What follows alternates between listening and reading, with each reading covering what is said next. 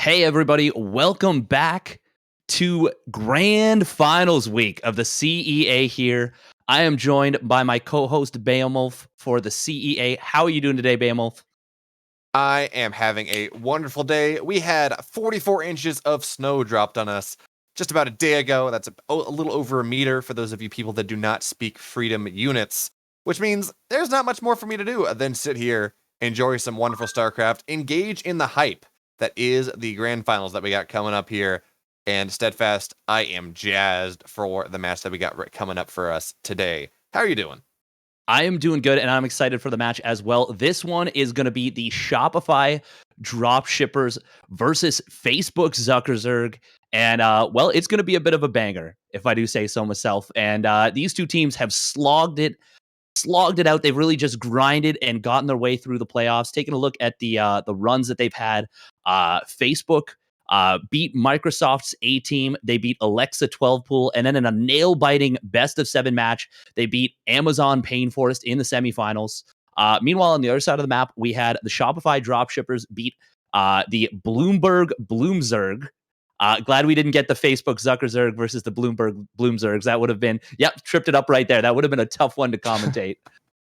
Then in a bit of an anti-Destiny battle, we had Shopify beat MicroPro in the quarterfinals. We did not get that predestined a Giant Smurf versus Zero match. And then I believe it was another 4-3 where they beat the Google A Movers in the semifinals. And now we have something that we'll talk a little bit more, but we have kind of a that final destination match being queued up potentially between the Master and the Apprentice, Front Stab and Zero. And well, for now, what do you think? I think we should bring in a little interview between the two captains here.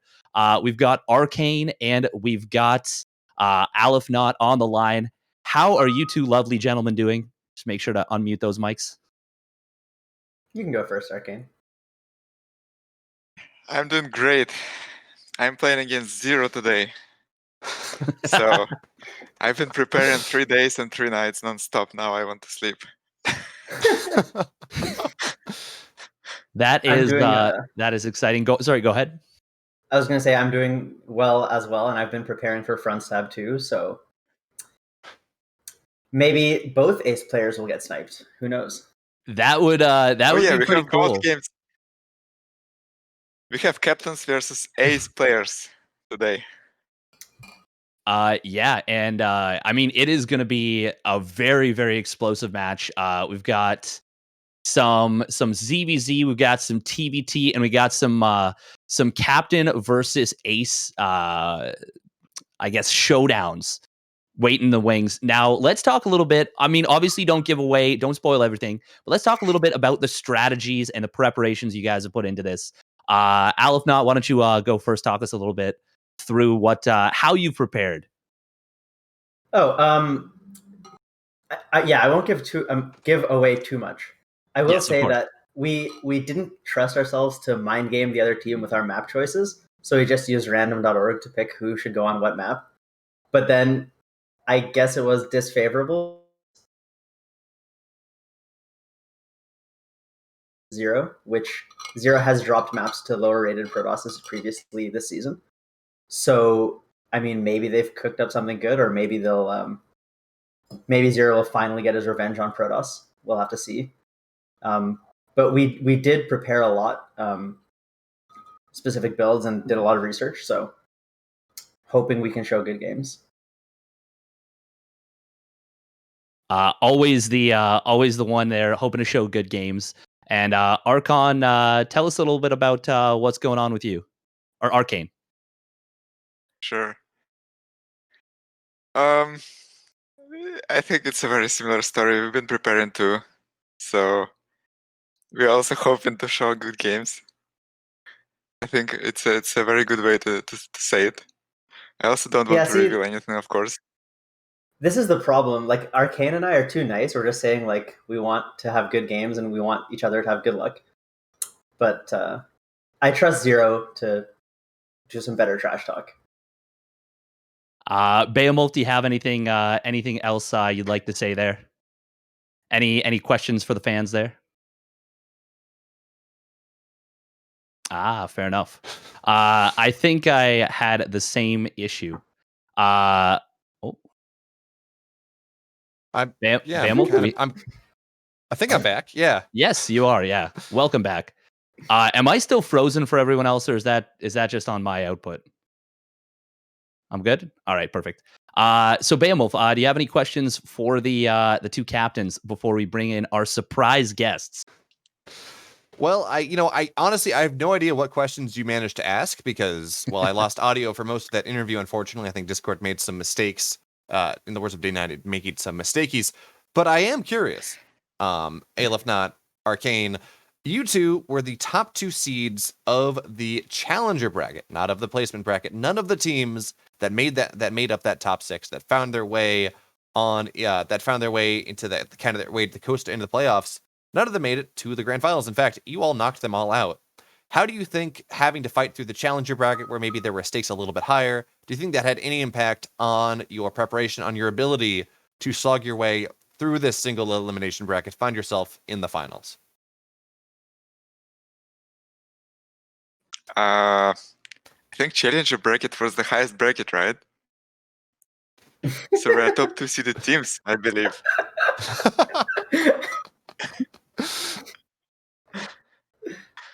Yep, that sounds just about right. The number 8, number 7 seeded teams. There are no teams above this. Number 8, number 7 is actually highest. We're just operating in base -7, something like that. Anyway, yeah. So you got through the hardest bracket, and you're now here. And I have other questions. I maybe have other questions, but I guess I didn't hear what Steadfast had to say. So I think that's all for me, actually. And I'm excited for our special guests. But before I do that, good luck today in these grand finals. I'm excited to see what happens. I'm excited to see the ace versus captain double snipe that we got going on here. That should be a good amount of fun. Yeah, I think so very much. Both of you, can you give me one word answer for what we can expect for your matches? You don't have to spoil anything, but just tell us one word. Doesn't even have to have anything to do with the match. You could say aluminum for all I care. But if there's something you want to say, just now's the time. Sweep. Oh, all right, there we go. And Arcane? Probes and pylons. Probes and pylons. There we go. All right. And with that, we are going to let the two captains go, let them warm up their hands. And we are going to be bringing in some special guests for a little bit more of a trash talk interview here. We are going to bring the prophesied master and apprentice. It is going to be Zero and Front Stab. Just going to take a moment here to set everything up. Looks like Discord has been having some kind of weird babies. And we're going to get that fixed in a moment, ideally. But maybe not, because Discord is just like that sometimes. Yeah, I lost audio. We lost our cameras. Discord selecting the wrong thing. I don't even know what's happening, and it's unfortunate that it's happening in the grand finals. But you know what they say, Steadfast: the show must go on. And what's far more important than you see them all seeing our lovely faces is the great Starcraft they're going to see. So there will be no shortage of that whatsoever. As we're just sitting here waiting for our special guest to get set up as Discord decides to maybe play a little nicer than it has been in the last little bit. We can hope, but we can dream, but we can't guarantee. All right, so we're just going to go to a very quick break as we set up this interview. We will be right back. May just restart Discord in order to get everyone's faces moving again. And we will bring it back in about a minute or two.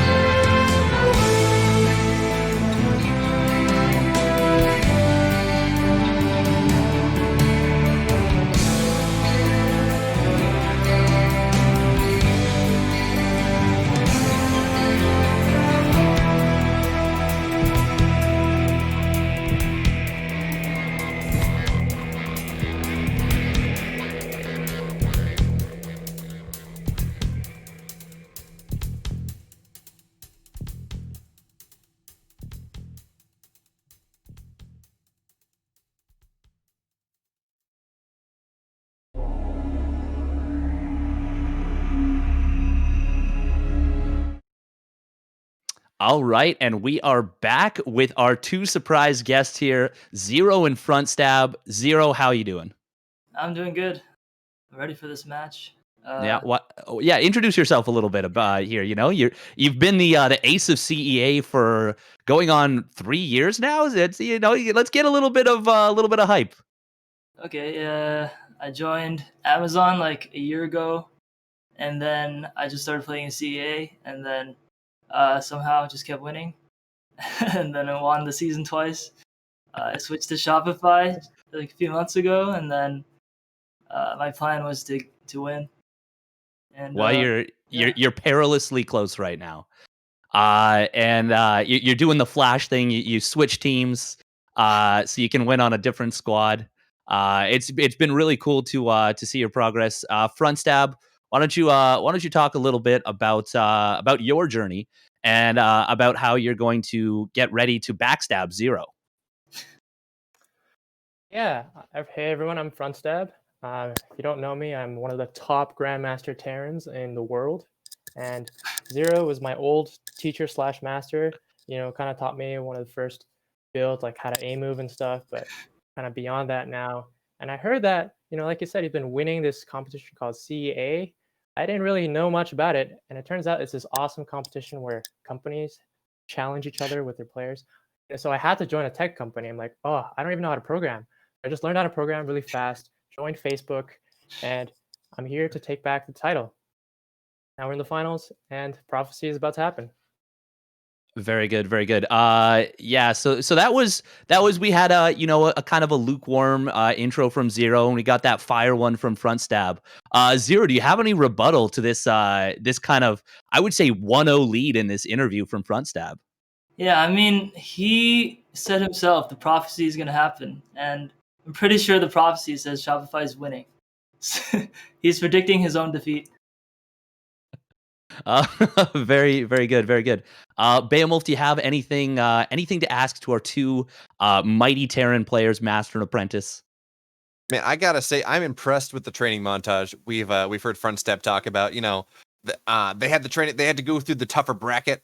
They had to knock out all the top teams to get here. That's enough of a training montage, but somehow it's worth it for Front Stab to, learn programming in 3 months just to make sure that he can knock out his mentor coming on in. So, Front Stab, you mentioned that Zero, he taught you how to A move, but of course there's more to StarCraft than that.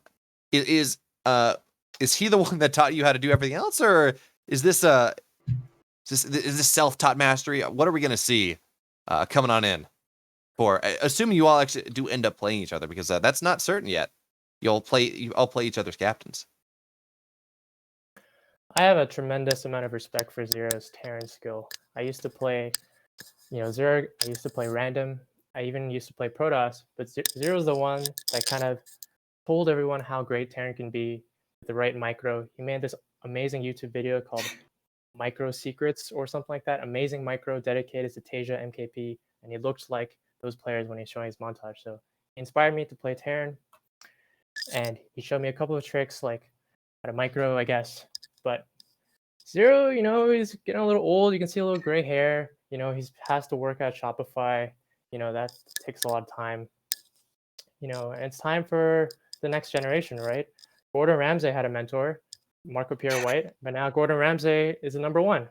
So, cycles happen, things change, and I have so much respect for you, but it's time for you to let the next generation win. And Zero, anything to say to that?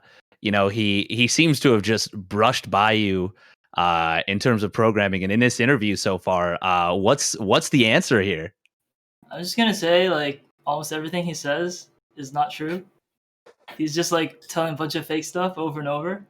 He probably doesn't have much respect for me either, because the last few days, he's been messaging me how I have no chance.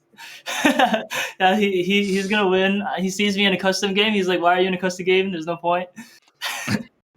So, I don't know. Like, I think there's no real depth to what he's saying. Just like the play he's gonna bring today, no depth. Fair enough. So the mental warfare has already started, is what you're saying. Yeah, I mean, I can tell. I can see inside him. He's like his courage is a little, it's a little fake. All right. So last question before we transition into the actual games themselves. If this were an anime, which anime is this, and which character are you? All right, Zero. Why don't you go first? Let's okay. This would be Dragon Ball Z. I don't know if anyone watched the last Dragon Ball Super. Actually, the last arc of Dragon Ball Super, the undefeatable character Jiren. That's who I would be, except I win this time. Very good, very good. And front stab? Well, there's this one obscure anime where this guy is kind of not that great at life, but then he starts doing push-ups every day, pull-ups every day, and a 10-kilometer run. And then he becomes extremely powerful and can destroy his opponents in one punch. And that is my representation of this game. I have trained so hard, I will defeat the unbeatable player Zero. I agree. With That's one what punch. like One Punch Man. There's two characters there, Genos and Hey. Saitama. I am Saitama, and he is Genos, practicing every day to get stronger, but he still can't win. Oh, that was perfect. That was everything I could have asked for and more. Thank you so much, guys, for coming on here. We'll see who really is Saitama in this one. Hopefully, it's a little bit more exciting than season 2. But yeah, I want to thank you guys so much for coming on here. Zero, front stab. Good luck to you both. You've got a couple of captains to kill in your way before this prophesied match can happen. But hopefully, we'll see you once again in Game 7, facing off to see who really is the One Punch Man. Yeah, I want to see a front stab not play until Game 7. I have a feeling though he's a little scared. He's going to come out earlier. Ooh. We'll see. All right. So, yeah, we're going to let you guys go. We'll let you warm up. And thank you so much for joining us. Thanks for having us. All right, BeoMulf. That was of course front stab and Zero, the two aces of the respective teams. We got a great interview from them. A lot of energy. I love to see it. Let's talk a little bit about the match. What are your predictions going into this? You know what? I don't think we're going to see anything that's going to be a whitewash. I know Alefnot said, yeah, it's going to be a 4-0 clean sweep. But having watched these teams over the course of this season, I don't think there's any chance this is going to be anything more than, at the very least, a 4-2. I think we do likely go to Game 7 there. Both these teams have a number of incredible players. Yes, we just saw from Front Stab. Yes, we just saw from Zero. We heard from them. Of course, they are their team's super aces. But Alefnot, he's had a great run. Arcane has had some great maps. So everyone else, all these players are just so incredibly good that anyone could take a game from anyone here. And I'm excited for 7 games. I'm excited to see what was going to happen. We got a couple new maps. Unfortunately, one of the map number 1 was swapped to a more standard map. So we do not get to see Imposter. I think we only got to see that once this season. I keep trying to get people to play it. Doesn't happen. But we will get to see Blackburn. That's an aggressive map. We get another aggressive map in Pillars of Gold. So we're gonna see maps that are gonna support a myriad of different styles. We're gonna see a bunch of different matchups. But at the end of the day, Steadfast, it's gonna be a great series. I think it's going 7 games. I think Zero's team edges it out just a little, just from what we saw when Zero played Front Step last. But there's a very good chance that Front Step has learned from this. He's not going to go for a 5-rax all in this time, and that very much could be a different result. How about you? How do you think this is going to go? I think you're right to say there's almost no way that it goes less than 4-2. I can't imagine one of these teams going 4-1 or somehow going 4-0. That would be truly crazy to me. But I do think a 4-2 is on the table. But 4-3 does seem really likely. Now, we do have that was really cool to see because you had Front Stab, who was a little bit more aggressive with the kind of banter there, a little bit more like trying to get in his opponent's head. And on the flip side, we had Zero, he's like, you know what? I got nothing to prove. I'm just here to defend my title, and it's not going to be a problem for me. And that all being said, I think we do go to Game 7 as well. And oh man, it could go. It could go so either way. Like it could be so razor's edge. But I think just barely after that interview, I'm going to give to Front Stab, and I'm going to give them the 4-3. Yeah, I will absolutely buy that. We talk about this is a preparation-based format. Arcane's been prepping for Zero for 3 days and 3 nights, and all he wants to do is sleep. But in order to do that, he needs to beat his opponent. But this is a preparation-based league. There is some possibility there that you can absolutely make up some fairly significant MMR disparities. But what we haven't talked about, and what became so forward in that interview, was this idea of mental warfare. If you can get in your opponent's head, if you can tilt them before the game has started, either by convincing them that you're terrible and then you come out and be good, and they're like, oh, what's happening here? But also, if you just put as much pressure on them as possible, so by the time they're trying to play, they're just worried about any single mistake. That can give you the advantage, even if there's nothing else that's there. And Front Stab definitely has had the advantage there. I mean, messaging his opponent when he's accustomed saying, hey, don't even worry about practicing, it's not going to work. That is some next level stuff. And that's pretty cool. Yeah, I'm a big fan of that. It's clear that they're good friends, which is great to see. But yeah, no, that is next level. Like you're like literally waiting in the wings for them. And that's the kind of thing that it can definitely mess with an opponent. And I'm really excited to see what the results of that will be. But for now, we have spawning up in the top right, sending out a drone very early, representing Facebook Zuckerzerg. It is Juno. And in the bottom left, in the green for the Shopify Dropshippers, give it up for So. And, well, we will have to see what this is for. Is he going for a hatch block here? That's kind of what it looks like to me. Yeah, that's exactly what he's going to go for. And, sorry? Yeah, you just don't see this in ZVZ. Not really. Yeah, so we'll go try to block the hatch block here. But Steadfast, in a mirror matchup, is it truly worth sending your drone out, especially on a map as big as Juggernaut, losing out on that much mining time to delay your opponent's natural by just a little? Honestly, I don't think it is worthwhile. But it's not just a matter of numbers sometimes. Sometimes it's a matter of the mental impact of that. And, he is delaying it by quite a bit of time. He's already going to have his own hatchery well on the way. He will be going for that hatch gas pool. So did end up going for the gas pool himself into that hatchery. And it looks like he's going to bank up a little bit of larva. He's actually banking up, by the way, 1 larva too early.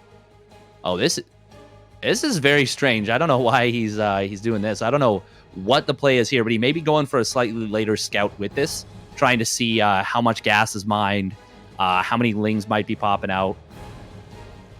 Yeah, I'm a little bit confused, but oh wait, is this going to be a proxy hatch? Oh, it's for a proxy third hatch. Oh my goodness. The preparation, the memes, everything is coming out in full force here. I love it. Yeah, the memes have become dreams here in this map number 1. And yes, So is moving out across the map with approximately, I think it's like 6 lings that are in that group right now. As a couple more, 4, and then I guess 2 are scouting around for a proxy base in a different position. So knows that this is his proclivity. I mean, he's not doing it. He knows Juno likes to do this maybe. But I think what So has realized here more than anything else is, hey, my opponent went for hatch block. That means he's down about 200 minerals from where he wants to be. I see he has no workers in the natural, but I also I had to go gas first into a pool into my hatch. So I don't think he's going to have enough to stop any sort of Zergling Baneling follow-up, and that's what he's doing here. We have a Baneling nest halfway done. It's going to time up pretty nicely with speed, and we just see more and more and more Zerglings on the way. They've been hidden in the main base, but now they're getting ready to move out. And we're just going to see a lot of Zerglings kind of try to sledgehammer into the main base of Juno here. Now, Juno is aware of things. The Overlords are in position.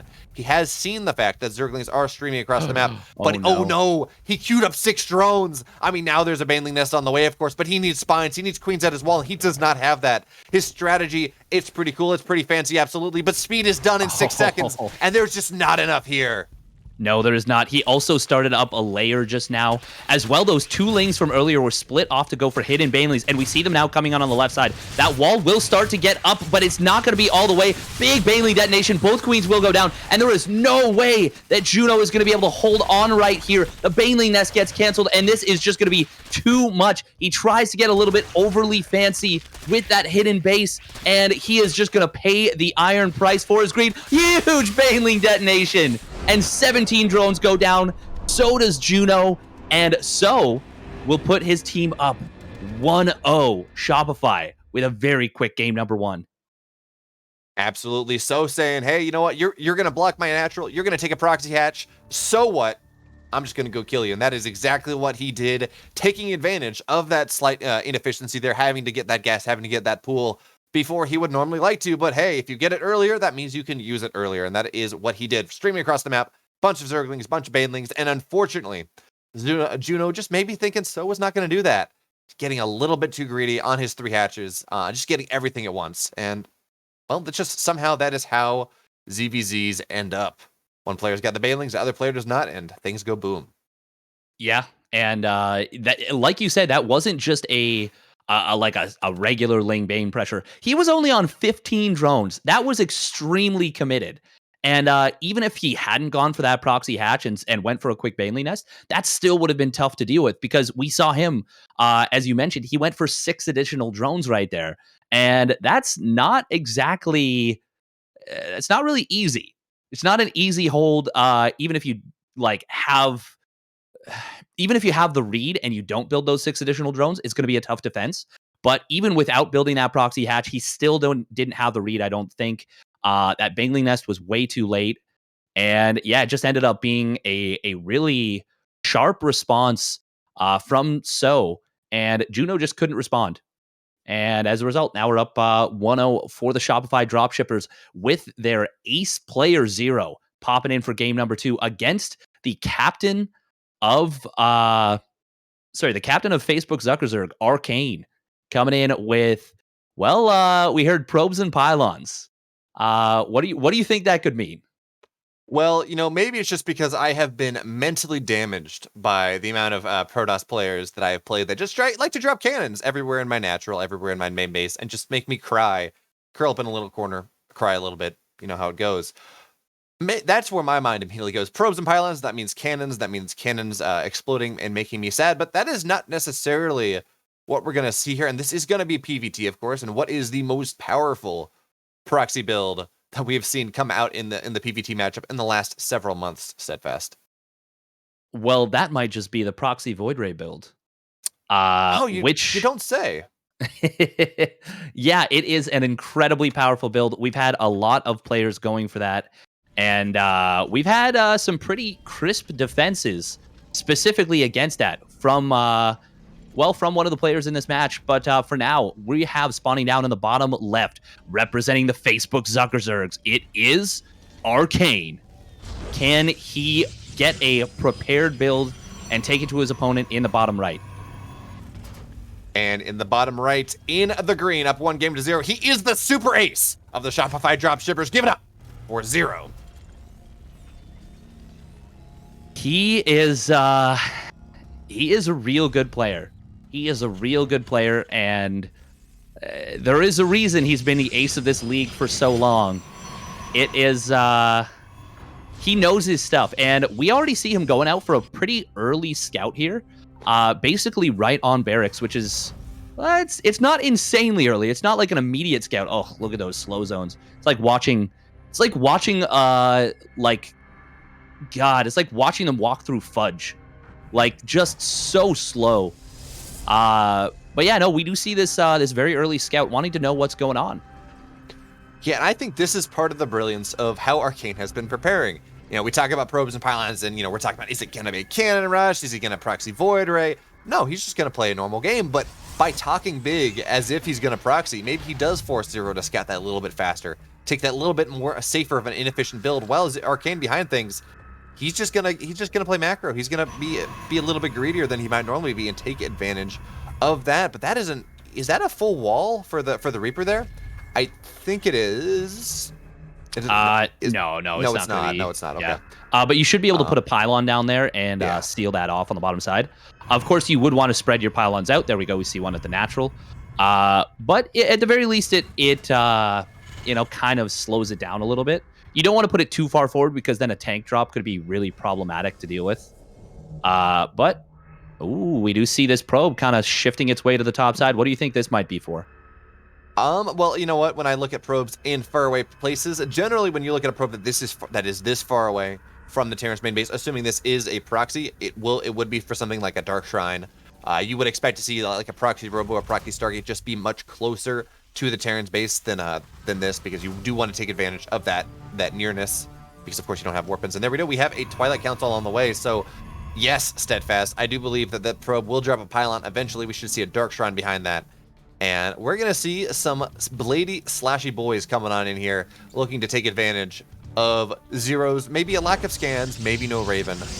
Because, of course, Arcane has been supposedly been preparing for this game for 3 days and 3 nights. He is well aware of the type of things that Zero likes to go for. Maybe he has pinpointed the fact that Zero doesn't really like to build Ravens in TVP. I don't know. We're going to have to find out here. But that is kind of like what it's looking like. Although we still don't see any pylon coming down to the upper left. Not just yet. Oh, okay. For a second, I thought the probe locked himself in. I was like, no, not like this. Yeah, that pylon's actually very late to build a Dark Shrine. And okay, that means he's going to build it in the main base. All right. So maybe a little bit of nerves coming out of here from Arcane, just a little bit. But could we possibly see some proxied gateways up there? No, looks like the probe is leaving. And meanwhile, we have this medevac drop with Hellions coming in. And, well, he's committing a lot to this this build, this DT drop build. And that means he doesn't have very many units right now. He's going to need to warp in either a couple more Adepts or some Stalkers in order to deal with this. Or he is going to lose like 12, 15 probes, maybe more. Absolutely. Yeah, he has 2 Adepts on the map, and unfortunately, he went Warp Prison first, not even Observer first, which maybe, I might allow him to save 8 probes, but more likely, it's because he just wants to be aggressive, get those DTs warped in ASAP, but now we do have the medevac moving in, and this is the first time that Arcane's going to see things as the Hellions do go in. Of course, it is 3 Hellions to kill probes, but 4 do it just as well as now the probes have been pulled, but the splits, they're not that great yet, but actually Zero's not really controlling things as well as he could. He could have gotten a lot more there, but now he's going to find the mineral line, and only 2 Adepts. Yes, they kill Hellions pretty nicely, but not fast enough. No, they actually will go down. They could have potentially been target fired right there. That was enough to actually kill the Adepts, I think. But he's gonna drop back into the natural now. Now we do have the warp in of DTs, I believe, on the other side of the map. Yeah, it looks like he does not elect to go into the main base as Zero was able to intercept that. Oh man, these probes are stacking up. The Hellions are gonna drop. But they do kind of get away there. Meanwhile, the DT is in the natural. 22 probes so far. Oh my god. These DTs need to end the game, and they're not going to do it. In fact, they're not even really going to get much of anything done. And, oh man, now it's 40 workers to 16. Zero looking to be in an insurmountable lead at this point. Yeah, there's a missile turret. There are scans, and as you talked about, looks like a Widow Mine hit the Warp Prism as well. As now Arcane coming to terms with things, not even microing these last couple probes. So it's not even worth it. There are only 3 probes. I'm already down 41. I'm already down 30 probes. Does it even matter? Not really. Of course, there are only 2 Hellions left. 2 Hellions do not one-tap probes, so that's going to make it a little bit easier for Arcane to hold this now, but he is not in a good situation. He's dropping a couple gates. Charge is almost done, so maybe that's what he's going to try to do, but you need to have the mineral income to be able to afford a mass charge lot, and considering the situation he's in, I don't think he's ever going to have the mineral income. There it is, GG, Zero. He's going to put Shopify up 2-0. Yeah, that was a very cool build that he tried to pull off right there. Unfortunately, he didn't have that pylon down on the top side, which meant that the Hellion drop did scout the Dark Shrine. Otherwise, there's a chance that those DTs might get in and maybe could end up with this weird base trade scenario. Maybe a lot of damage does get done, but instead, in addition to killing off a ton of probes, we also saw a great defense on the other side from Zero, and that just meant the game was just over. There's nothing you can do to recover from that. Yeah, when we look at worker counts, things like that, I talk about it. Yeah, the Protoss up until the Terrans at 3 to 4 bases wants to be 8 to 10 workers ahead just because of how Chrono works. So when you're down, when you're even workers, you're behind. When you're down 30 workers, well, maybe a Terran, if they have like five orbitals and they can just keep muling until they come back, maybe that's sustainable, but not for any other race, and certainly not when you are 5 minutes into the game. And as you said, the Hail Mary didn't really work out. There was no base trade possible. Missile turrets were already in position. Scans were saved as soon as Zero saw the fact that there was a Dark Shrine on the map, because of course he saw that with his scouting Hellions, and that is what's happening. Is we do have a little bit of pre-match banter coming on in. You're dead, front stab. You're laughing there. Put me up against you. Yeah, we do have a TVT, a chance for the Facebook Zuckerzerg to get on the board, and they really need it. Now, no better player than Front Stab to be the one to try and do it. But Alifnot, he's had some good games. He is. I don't think this is going to necessarily be an auto win. Like I think Alifnot has a good chance of actually stunning him and maybe taking him down. There's a lot of pressure right now on Front Stab to get a win. Absolutely. Yeah. Of course, we saw last week, I believe it was, Alifnot won a game that he very much had lost in a base trade scenario. He talked about seeing the clear path to victory ahead of him, the one set of decisions he could make that would allow him to claw a victory from the jaws of defeat, and he will absolutely have to claw that out or pull that out here. As again, very good player, but Front Stab, he is Facebook's super ace. He has been so hyped this entire season. The first time we saw the Front Stab Zero matchup didn't really work out all that well. Unfortunately for him, he went for a build that was just kind of hard countered by what Zero did. But again, he has had over a month to think on things, to iterate his play, to scout his opponents, and figure out what's going to happen, how things are going to go. And man, I am looking forward to seeing how his TVT has improved, how it has changed since we saw how that worked out 4 or 5 weeks ago. Yeah. There's some great banter, by the way, going on in the pre-match lobby. We've got Zero saying he's taught Alifnot how to A move as well. So Front Stab's in trouble. We've got Zero saying, "Hey, you better not choke. I want to see you do your best and still lose." Just some fantastic banter right there. And we talked about the mental warfare a little bit from Front Stab on Zero, but now Zero answering back in a situation where they're in a little bit of a tight spot, down 2-0. And what do you think? What do you think we're going to see from both players as we get into this third match here, BeoMulf? Well, I think we're going to see Bio from both players. I don't think I've ever seen either Alifnot or Front Stab play mech. And this is, of course, Submarine, so it's a good mech map for TVZ, not the greatest map for TVT. Of course, that is the map that we got coming on in here. And I do think Front Stab does take this, but I think Alifnot absolutely is in a position where he's going to be able to give us a good game and show good games for the fans. And speaking of his position, we have spawning up in the top left, looking to put his team up 3-0. It is the captain himself. Give it up for Alifnot. And in the bottom right, in the blue, looking to put his team back on the board for Facebook, it's Front Stab.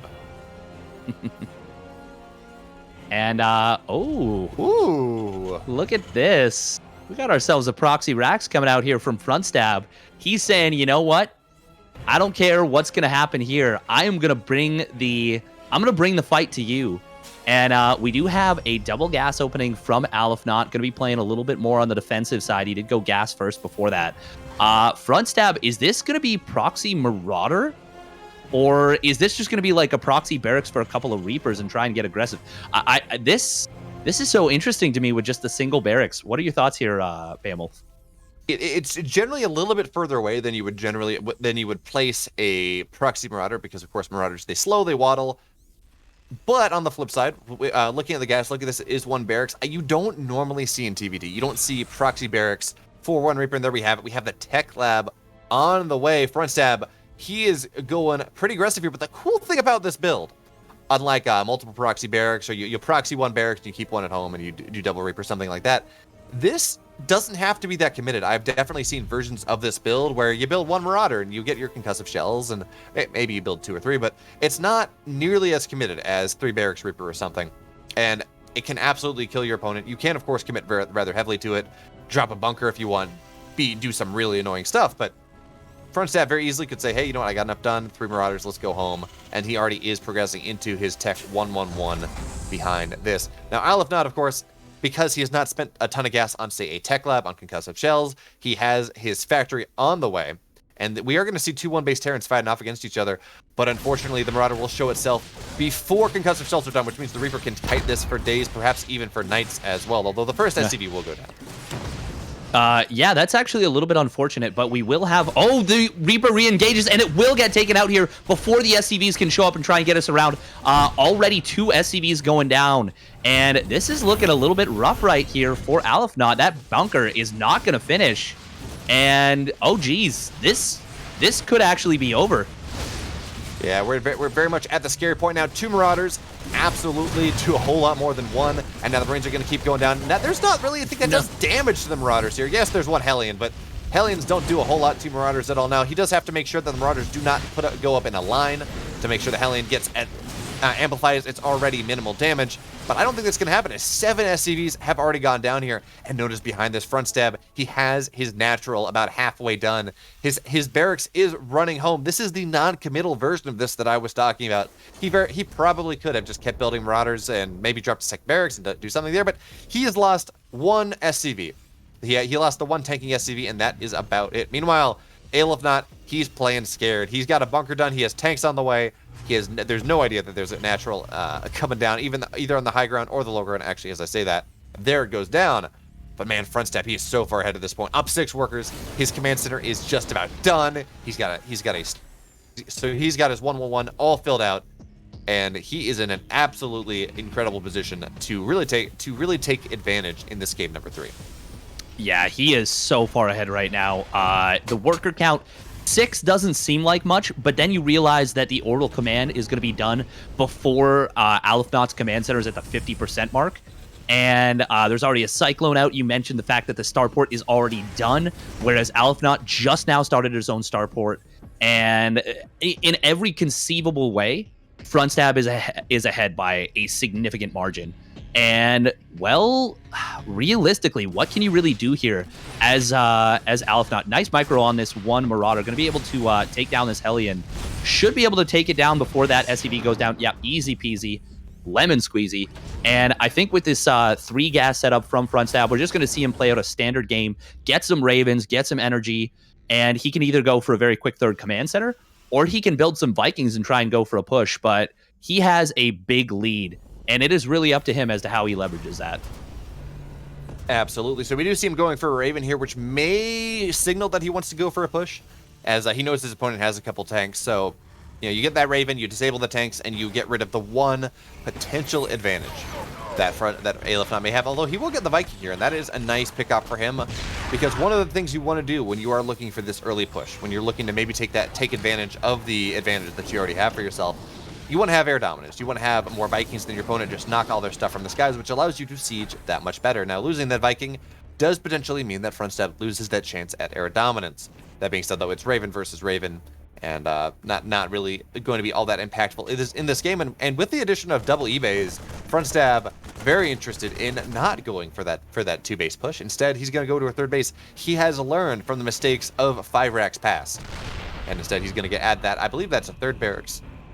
No, only a 2nd barracks. Interestingly, he's not adding a 3rd. Generally, you go up to 3 barracks after 2 command centers, and he's going to look to take a 3rd rather soon, I do believe. Yeah, this is a little bit interesting right now. He actually can't afford to get those upgrades yet. Usually, as you said, we do see that faster 3rd command center here. Oh, could have a little gunfight at the OK Corral here. Oh, and it looks like that is going to be a very not gunfight. And in fact, just a very sad Marine. Oh, God, is he pinwheel flips through the air. Jeez. Not a good time to be a Marine right there. And, with more Vikings coming down.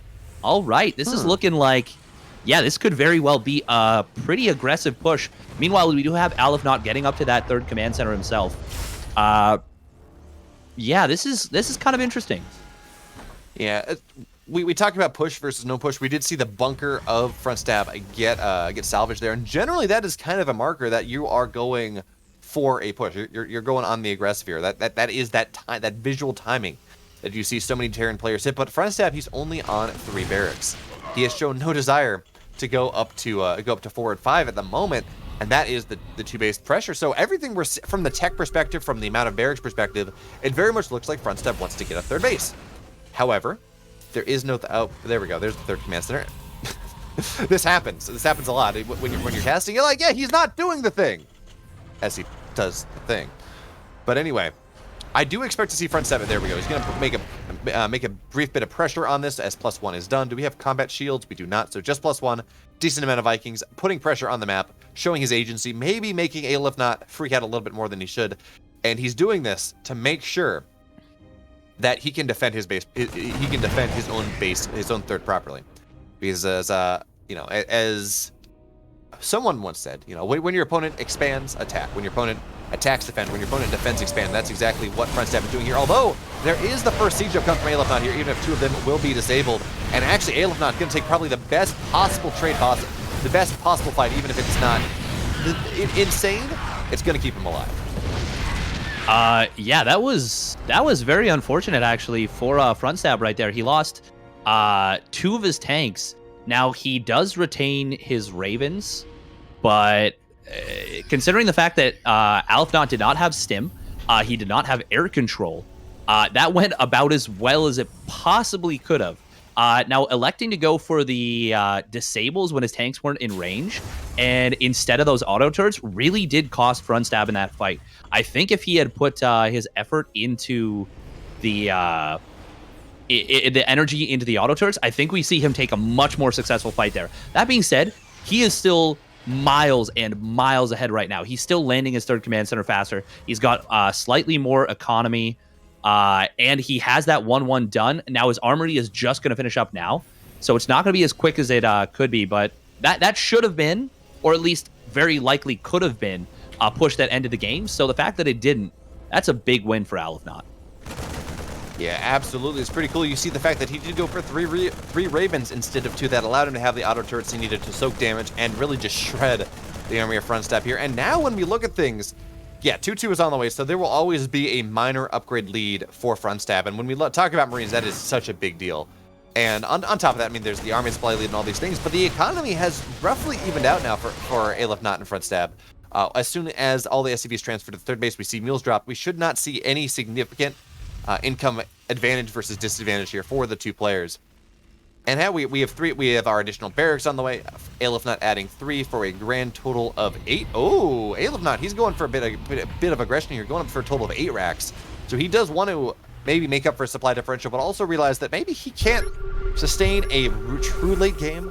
So instead he's going to try to hit this 1-1 timing, go in with the 3 barracks. I'm not even sure if he's going to add add-ons to them, go for that Clem style, and just try to shove his way through the face of our blue Terran player. But now front stab, he's going to go in. He does get the 1 disable on the couple tanks. A couple tanks will go down immediately, but now he's losing so many Marines. And once again, this is a really good fight for Alifnaut here, as the army supply really equals out. Yeah, that was pretty over-aggressive from front stab. Now he does kill off all but one of the Ravens now of Alifnaut. We can see that instant replay there. The tanks able to disengage there from Alifnaut. He gets a little bit of a bloody nose on front stab and manages to get away with most of his tanks. But now we have front stab sneaking around on the top side of the map. He is going to get in position on that 3rd base, and this could very well be a dead 3rd command center, and that would be a disaster. So many SCVs going to go down, and now the tanks will mean that this command center cannot be saved. What a brilliant, quick maneuver from front stab, and he reasserts dominance in this game. Absolutely. Front stab went for the backstab, and Alifnaut absolutely is in a position where he can go for a full 2 3-pronged attack there, maybe wipe out this entire army, but he has to do it just about now. And the longer he waits, +2 is now done, so he's attacking into an anti-timing here. Now he does have a full surround, and the tanks are sieged up as he micros forward, doing what he can, and he will clear this army, but more importantly, he's going to get all the Vikings. And now Alefnot, he is up 20 army supply. Yes, he's down a third. Yes, he does not have the economy, but this is the position that he has been looking for with that 8 racks attack. He is doing what he can to find the army supply lead and maybe just take this one opening to find it, to run across the map and equalize the damage, maybe even end the game. Of course, this is Submarine. Rallies matter a whole lot more in this game because the rush distance is so short. Being able to just go and remax and trade away is not a feature of this map. And yes, front stab, he's going for fourth base, but Alefnot army is scary. He's going to go on in here. He's not even going to siege his tanks up at first. That's something he needs to do. Army's going to stem on in, and I don't, with the lack of the tanks, suddenly this is equalized. Alefnot loses so much supply here as he loses his drop as well. Yeah, that was about the worst possible scenario for Alefnot. He had a very, very small timing window to take advantage of that army supply lead, but he could not make it happen. We had front stab in position. There's a main fight in the middle of the map right now happening, and we are going to see the remainder. Well, actually, a little bit of an awkward fight right there from front stab. Does lose a couple of tanks, but he will retain most of his army supply lead. He's on that 4th command center. He's got +3 armor, funnily enough, on the way. And Alefnot, he had to move his main command center over to that 3rd base, and he's in shambles right now, and there is not a whole lot he can do in this game, to be perfectly honest. Yeah, that nice move going up to the Clem style, no add-ons on the 3 extra barracks, 8 racks. It worked out for a minute. He got a 30 army supply lead that unfortunately he just ran into tanks and it went away. But now, I mean, we have more Marines being made for front stab at a time than we have for Alefnot. Alefnot trying to go in for one last-ditch effort, but 2-2 Marines versus 1-1. It's not going to work, and GG, front stab. He's got a point on the board. Yes, he does. That was a very, very important game right there. You can't afford to go down 3-0. Your ace really needs to carry the day, and he did. He did, and now they're on the board, and they're going to be looking to Pluto to try and even things up here in a PVT. What are your thoughts about this one going into it? You know, in all honesty, this was the match that I know the least about, that I have the least predictions about. I've heard, you've heard Terrence complaining. Yes, PVT is Protoss favored. Even Parting went on the record saying, yeah, it's kind of broken for Protoss right now. But a lot of those complaints have been dealt with by meta changes. Not that the proxy void ray is no longer quite as powerful. Terrans have kind of learned how to deal with or avoid that late game charge lot DT blink shenanigans that happened that were killing so many Terrans. And I think this is going to be a pretty good match. Now, maybe that is not what Facebook wants to hear, as Pluto would like to be able to say, yes, I am clearly the favorite player. I'm going to run in. I'm going to smash. And it's going to be a good time. I'm going to take over 2-2, and we're going to be 2-2 on into the ace matches. But of course, Incarnate is a good player in his own right. Absolutely. Has a history of winning big games. And, well, just from an MMR perspective, at the very least, Incarnate does have the advantage here. But of course, we talk about this every time when we're in the playoffs.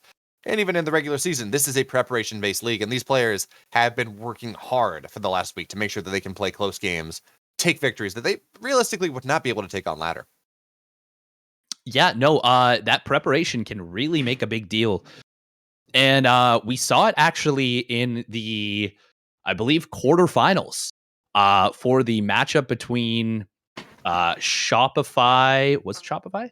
Yes, Shopify and, pardon me, MicroPro, where TSO was actually able to beat the ace, a giant Smurf, in game number 6 and secure their victory in that best of 7 and send them into the semifinals. And on paper, that was not doable, really. That was a 700-800 MMR difference, but they studied a giant Smurf. They prepped a build that was perfect for the map and perfect for the way he likes to play PvZ. And they kind of stole a game away from him, and it was really neat to see that preparation come through. And that's a 700-800 MMR difference, which is more than most players are gonna have to deal with, total in these matchups. So to have that,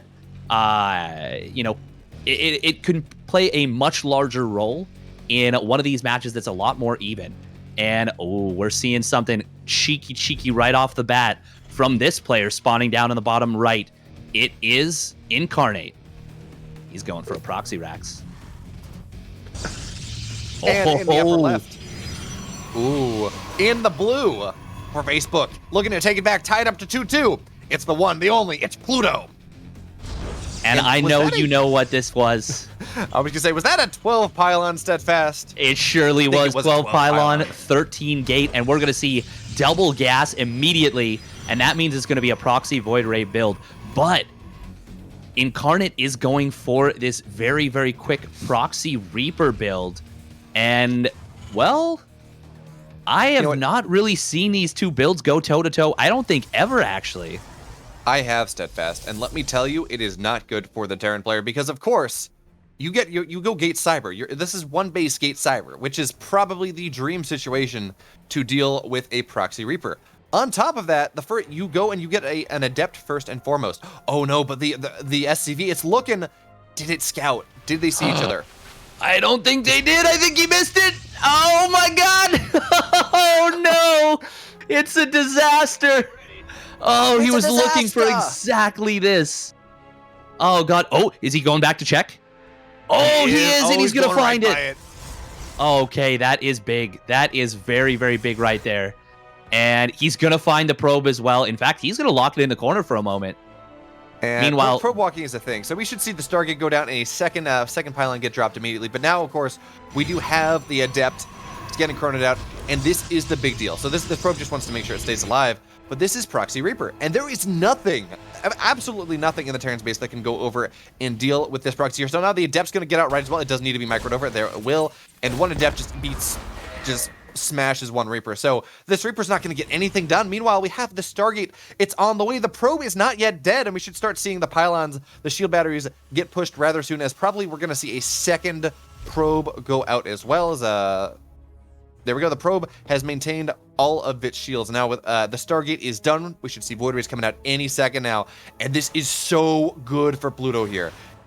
Incarnate has no opportunity. Oh, he loses the Reaper as well, even worse. But Incarnate has no opportunity to get any sort of damage done on the other side of the map. He's already running his barracks home, which means it's not producing any Marines. And yes, we have an eBay on the way. eBay's missile turrets, sure, fine and dandy. This is so bad. This is so bad for Incarnate. Yeah, he doesn't even have that tech lab done yet, cannot start that Cyclone. And if anyone has ever seen it, Void Rays with prismatic alignment do not take a lot of time to take down Cyclones. That's a great scout, by the way, seeing that it is right into that mag field accelerator. And, well, this turret, it is not going to get up. And, well, are we going to see him turn on prismatic alignment? No, he's just going to go for the SCV kills. And I think that's a great decision. That is going to really, really affect Incarnate's ability to defend this. 5 SCVs are going to go down. Oh, my God. That is so much damage. Yeah, you're talking.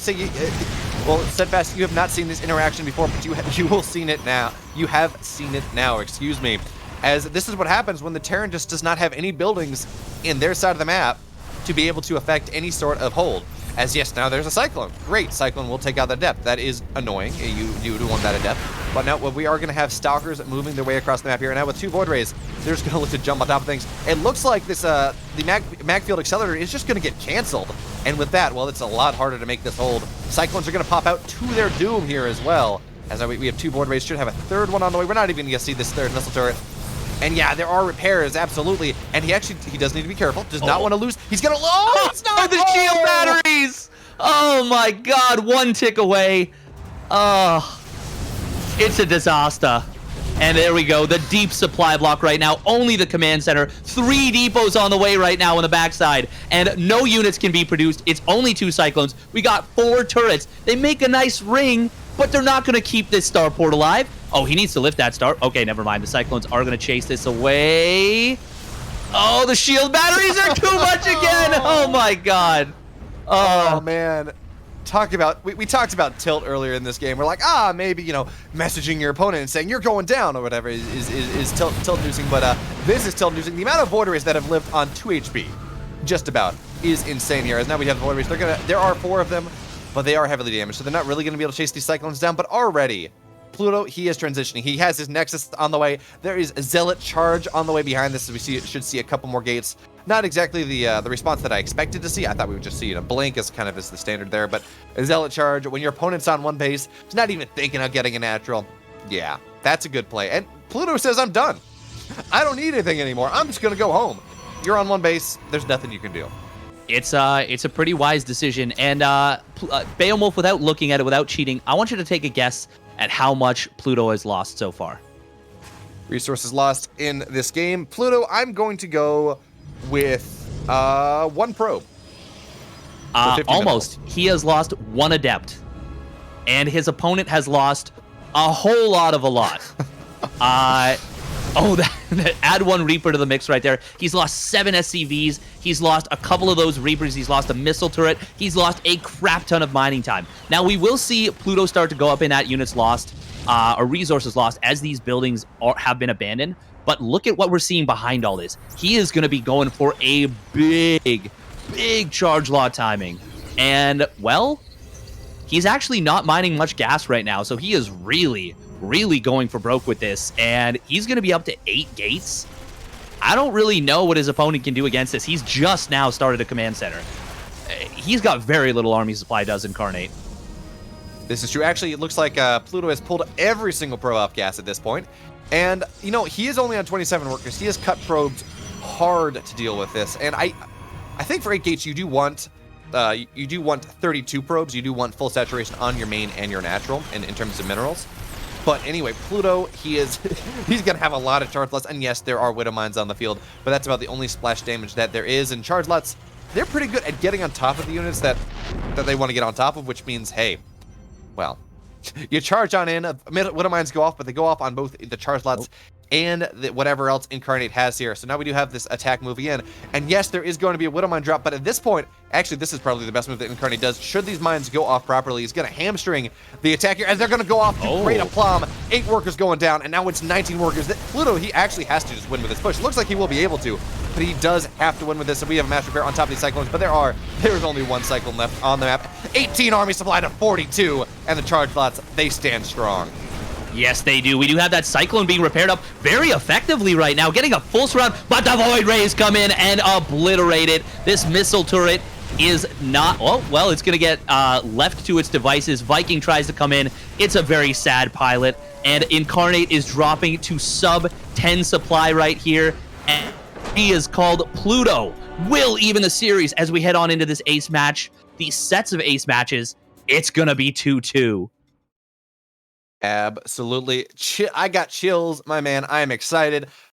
It was looking dire. 2-0 Shopify. Oh no, what's going to happen? Well, with these last 2 games, well-executed cheeses, great macro games. Game 3, it's not a cheese, but it wasn't exactly a macro game either. But anyway, we got some great games. We're now tied up 2-2, and this is where it gets dicey. This is where the mind games that these players have been throwing at each other all week really come into things. Do we see Zero versus Front Step here in this match? Do they save it for game 7? What do we see in this ace match? This is where preparation goes out the window. Neither team knows who the other player is throwing out until we announce it. Well, until we announce it in chat, but until we talk about it right now on stream. Yes, and the teams are asking for a little bit of time to figure this out. I think, well, we'll talk about it for a little bit. Maybe we'll take a short little break, but we'll talk about it a little bit. I'm just gonna bring up the maps that are coming up for this next one. Do you have that handy? We can talk about that a little bit. Of course. What kind of caster would I be if I didn't know what maps were coming up? You would be me. No, I'm just kidding. We have Lightshade for map number 5, so ace map number 1. Followed by Oxide and Pillars of Gold. So 3, I would say, very standard maps, but I would say the one thing that kind of jumps out at me looking at these maps is that Oxide specifically is very Zerg versus Terran unfriendly. And that is something that I would say you got to be a little bit more concerned about, maybe as Shopify, since they have a little bit more focus on So is, of course, a very, very good player, a very good Zerg player. Juno is a good Zerg player as well, but I think they're going to be relying on So a little bit more for a win. So I doubt we'll see him there. What are your thoughts on that? Yeah, I think you're right. Oxide, it's not a good Zerg map. It is, yeah, again, especially against Terran. Zergs can struggle against Protoss as well, but it's not nearly as extreme. But honestly, my read says both of these maps are not the best maps for us to see So or Juno on. Lightshade, it's a smaller map. Zergs traditionally like bigger maps. Although, I mean, the 3rd/4th is pretty exposed on Lightshade, so ZVP, Lightshade is fine there. But when we look at these two teams, both these teams are so heavily Terran. Well, I should say, I guess Facebook has 2 Protoss players, but Shopify definitely does not. 3 Terrans and a Zerg. So I think we're going to see a Terran on Lightshade. I think we're going to see a Terran on Oxide. And I think we're going to see a Terran on Pillars of Gold as well, because Pillars of Gold most likely is the 0 map. It is the front stab map. We're going to get, I think that's what we're going to see here. But okay, yeah. No updates as of yet as I tab back in. But the question is, how do we get there? Oh, go ahead. No, I think you're right about that. I think there's a good chance. Now, I will say, we're probably going to see So in one of these earlier matches just because he is such a strong player, and I think they would rather put. If I had to guess compositions for both teams, we're obviously going to see front stab and 0. That goes without saying. But So, having beaten a player that he was really punching above his weight in that quarterfinal match, I think there's a really good chance we see him. And then, I mean, probably Alifnot. So I think we'll probably see TTs or ZTT or TTZ or whatever order that happens to be in there. And then on the other side of the map, I think we'll see Pluto, front stab, and that's a tough one between Arcane and Juno. I'm not too sure about that. Who do you think we see? I think we see Arcane. Although Arcane, he did talk about being tired, so maybe we just see Juno there from the physical physical preparation side of things. If you're really tired, it's hard to play at your best. And I think I was talking earlier, Steadfast, about how, well, you don't want to play a Zerg on these 2 maps because you can run into a Terran, and they're not good ZVT maps. But well, Facebook only has 1 Terran player. They have front stab, and we're pretty sure front stab is going to be game 7 if we get there, which means all you got to do is ZVP and ZVZ on these first 2 maps, and these maps are not bad for ZVZ or ZVP. So it does make sense. I think that we do see So first or second there. I do think we're probably going to see the 2 Protoss players. Lightshade is pretty good as a Protoss map. Oxide maybe a little bit less. So maybe that's where we see Juno if we do see it at all. So of course I think that means we maybe see Incarnate. Oh, sorry, never mind. Incarnate is for Shopify. Maybe we see Pluto on map 1, and then Arcane on map number 2. Arcane or Juno, I think, is map 2. And then of course, it's gonna be front stab versus 0 for game 7. Well, unfortunately, yeah, we have the prophecy being denied right here. We are going to be having So versus front stab in ace match number 1. And we got 0 popping off in the chat saying, I knew it, scared front stab, dodging, dodged, dodger. And the prophecy hath been broken as we head into Lightshade for game number 5. So for those of you who are not aware, 0 wrote a post in the CEA Discord a long time ago saying, hey, this is how the season's going to go. It's going to be blah, blah, blah, blah, blah, and it's going to be Facebook versus Shopify in their finals. He got like everything right. And I think the final thing was, we win 4-3 after I knocked them off in the ace match. So one way to make sure that your opponent's predictions do not continue to go true is just to make sure that they never happen. As front stab coming in on game 6, going to try to take out So, put it so his team has 2 chances to win this series, which, in all honesty, that's not a bad scenario. You're probably your whoever goes against 0 probably loses. Fine. But if you put yourself at a 1-0 lead in the ensuing best of 3, suddenly one of those matches is probably going to be a little bit more favorable to you than the other. And then you're in a good position. Also, because if you win this match, you force 0 in map 6. So you can almost just sacrifice the player to that. Maybe say, hey, the player that we don't if we have two potential ace players, the one that we don't think that is maybe just not quite as good, we're going to play him against Zero. And then game 7, we're going to put our player that we're a lot more confident in. And that's a hard thing to tell your player, but from a game theory perspective, I think it makes a lot of sense. It does. But at the same time, I will say that with front stab out of the way, so there's no guarantee front stab takes this. So is a very strong player. But with front stab out of the way, I feel like you can put Alifnaut potentially in game number 6 and feel, pretty confident about his chances against the rest of the Facebook Zuckerzerg team. I think a lot of game theory comes down to this, and I think this is the best move from both teams. I would say that would be my opinion on this. I agree. Certainly gives us a lot to talk about. Certainly plays into the mind games, as we do see the banter coming on in here. I knew the interview was a lie. The interview was fake news. Oh, so good. And Arcane says, never too much deception in war. You love that. The total war. And, well, we're going to be getting into game number 5 here. Lightshade is going to be the map. And what are your predictions heading on into this one? Again, I think this map is a pretty solid Terran map. I do think Frontstab is the better player. I do think Frontstab takes this game. What I am more curious about is whether Frontstab plays mech, because this is the one map where like Maru and Clem and Cure, these players that never mech, they mech on this map just because it's so good for it. So I'm curious whether we're going to see that there, or whether Frontstab just going to play his try and shoot bio style and try to run over So here. I don't know. But that is what we're going to find out here as game number 5, our ace map number 1 is loading up. The countdown is getting ready to go, and Steadfast, it's ace time. It's a best of 3. That it is. It is going to be a very, very crucial one.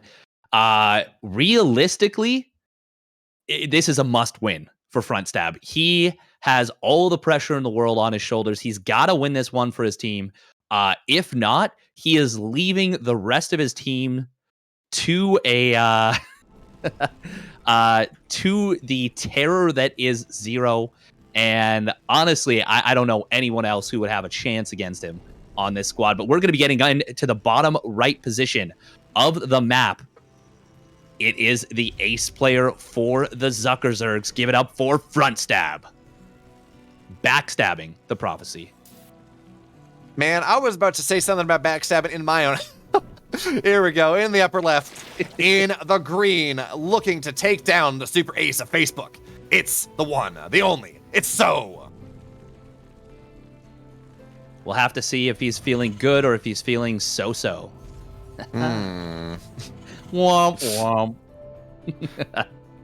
I like how when they go log in, Frontstab, like, yeah, good luck, have fun, General So. Yeah, that was of course, cute. Frontstab looking to eat him alive. Oh, very good. Oh, look at this double gas here on one base. That's a little bit different. That is a lot of bit different, actually. What is this for? Especially considering the fact that there is no SCV on the map. So, was that a mistake, or was that mind game? So just maybe thinking that So might. Oh no, I was gonna say was a maybe mistake. Drone Scout. That was a mistake Drone for sure. Scout, like Drone Scout doesn't even get there at that point. This is not any sort of like galaxy brain mind games here. Did he forget what matchup he's playing? Maybe a little bit too focused on the mind games right there, and forgot. There is a very real possibility that is what happens. As I've done that before. You're sitting there, you're like, oh yes, I have everything set up. I'm about to smash this Protoss, and then like 16 Marines show up in your base, and you're like, what? We got our friendly observer saying he mind gamed himself. The classic flash maneuver. You got to watch out for those self mind games. You never want to have those happen. And are we gonna see So? Is he continuing to mine gas right now? That's a very good question. Ooh, he is going to mine gas. And he pulls 2 drones from the main to the natural. He is representing a very different build. This is going to be something all in. I am almost sure of it. So what do you think we see here, though? Is this a Baneling bust? I mean, I have not seen a Baneling bust against Terran for years. Is this Roaches? I mean, he is at 22. He's at 24 workers here. He's continuing to build drones. He is, but he's also continuing to mine gas. Is this just going to be for a very fast 2-base Muta? Or could this be like some kind of Nidus build? I think Nidus is more likely to play here. 2-base Muta is a super fragile style against a lot of the stuff that Terran plays right now. Okay, so I want to talk a little bit about the preparation that went into this. We saw with a pre-prepared build take down the ace of another team. He may very well become the ace killer if he is able to take down Front Stab with a prepared build here. I really want to highlight how important pulling those 2 drones down to the natural actually was, because Front Stab sees the drone count, and he will absolutely be expecting something based off of that nice lane positioning. Going to deny that Reaper Scout and force it back out of the main base. And that means there is no idea from Front Stab that there is a layer coming down here. How many gases do we see? Only 1 additional coming down for the Zerg just yet. If he goes up to oh, there it is. Yeah, there's the Roach Warren. We do have a 3rd base on the way here as well, but man, hey, Steadfast, look at what Front Stab is building in his base right now. Look at the units that are coming out of this starport. Is there anything better at holding off a whole bunch of Roaches than a bunch of Banshees? I don't know of anything, and that is exactly what we're going to see here. But there's the Nidus on the way, and how many Queens do we have on the map? 4, going up to 5, so we should see a bunch of Queens in this Nidus as well, which will, of course, help shoo away the Banshees. Yes, they will, and nice queen positioning right there. Going to prevent those Hellions from running by, getting a good amount of damage on them. No vision on the left side of the map where we see that Overlord setting up to throw that Nidus down. There is still no idea from Front Stab that this Nidus Worm is coming. It is going to be 5 queens with this, and Cloaked Banshees, realistically, they're not going to be able to deal with that very well. This is looking increasingly frightening right now for Front Stab. How many? We have 1 Banshee out on the map, and it is out. Where actually is it? It's okay, sitting there in the main base. This is actually really, this is the best possible scenario here for Front Stab. He's sitting here, he is pool, and he's gonna see the Nidus as well. At the last second, the SCVs, they're gonna get pulled, and the Banshees will. I don't think he can take this down. Yeah, he's not gonna take it down before it spawns, and now the Queens are gonna come out first. But he's not gonna get it. Barely gets that transfuse. Those SCVs almost enough to take it down. He doesn't have detection, needs to be building that. There we go. Overseer should be coming in on the left side. And this is actually looking incredibly terrifying right now. Already Roaches out, no tanks. It's Widow Mines being built. We do see the Banshees in some nice position right here. Queen's so slow off of creep. But this is insanely problematic. Already 11 SCVs have gone down. He is pulling back to the corner of this base, and these Queens are actually blocking everything. Bunker in the north is going to get canceled there just above the command center. Oh, one of the Banshees will get taken out, and the Overseer is providing that vision.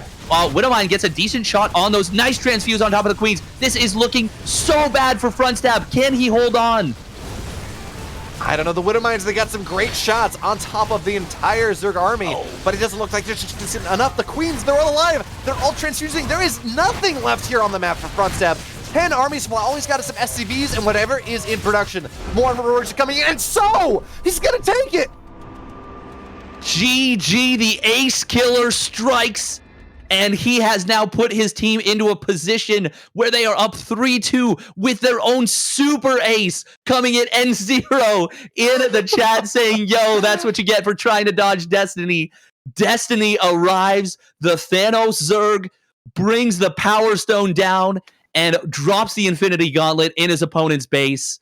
A lot of mixed metaphors right there, but ultimately, so takes down Front Stab and puts his team up 3-2. Insane. Oh, but here we have Front Stab. He says he's not the ace. He's not the true demon of this team. That has just been a bunch of mind games to you all to try to make sure that you sell out to counter me. Not the true ace of this team. But hey, we're going to have to see who's going to come up next. As now, oh, this is not good for Facebook.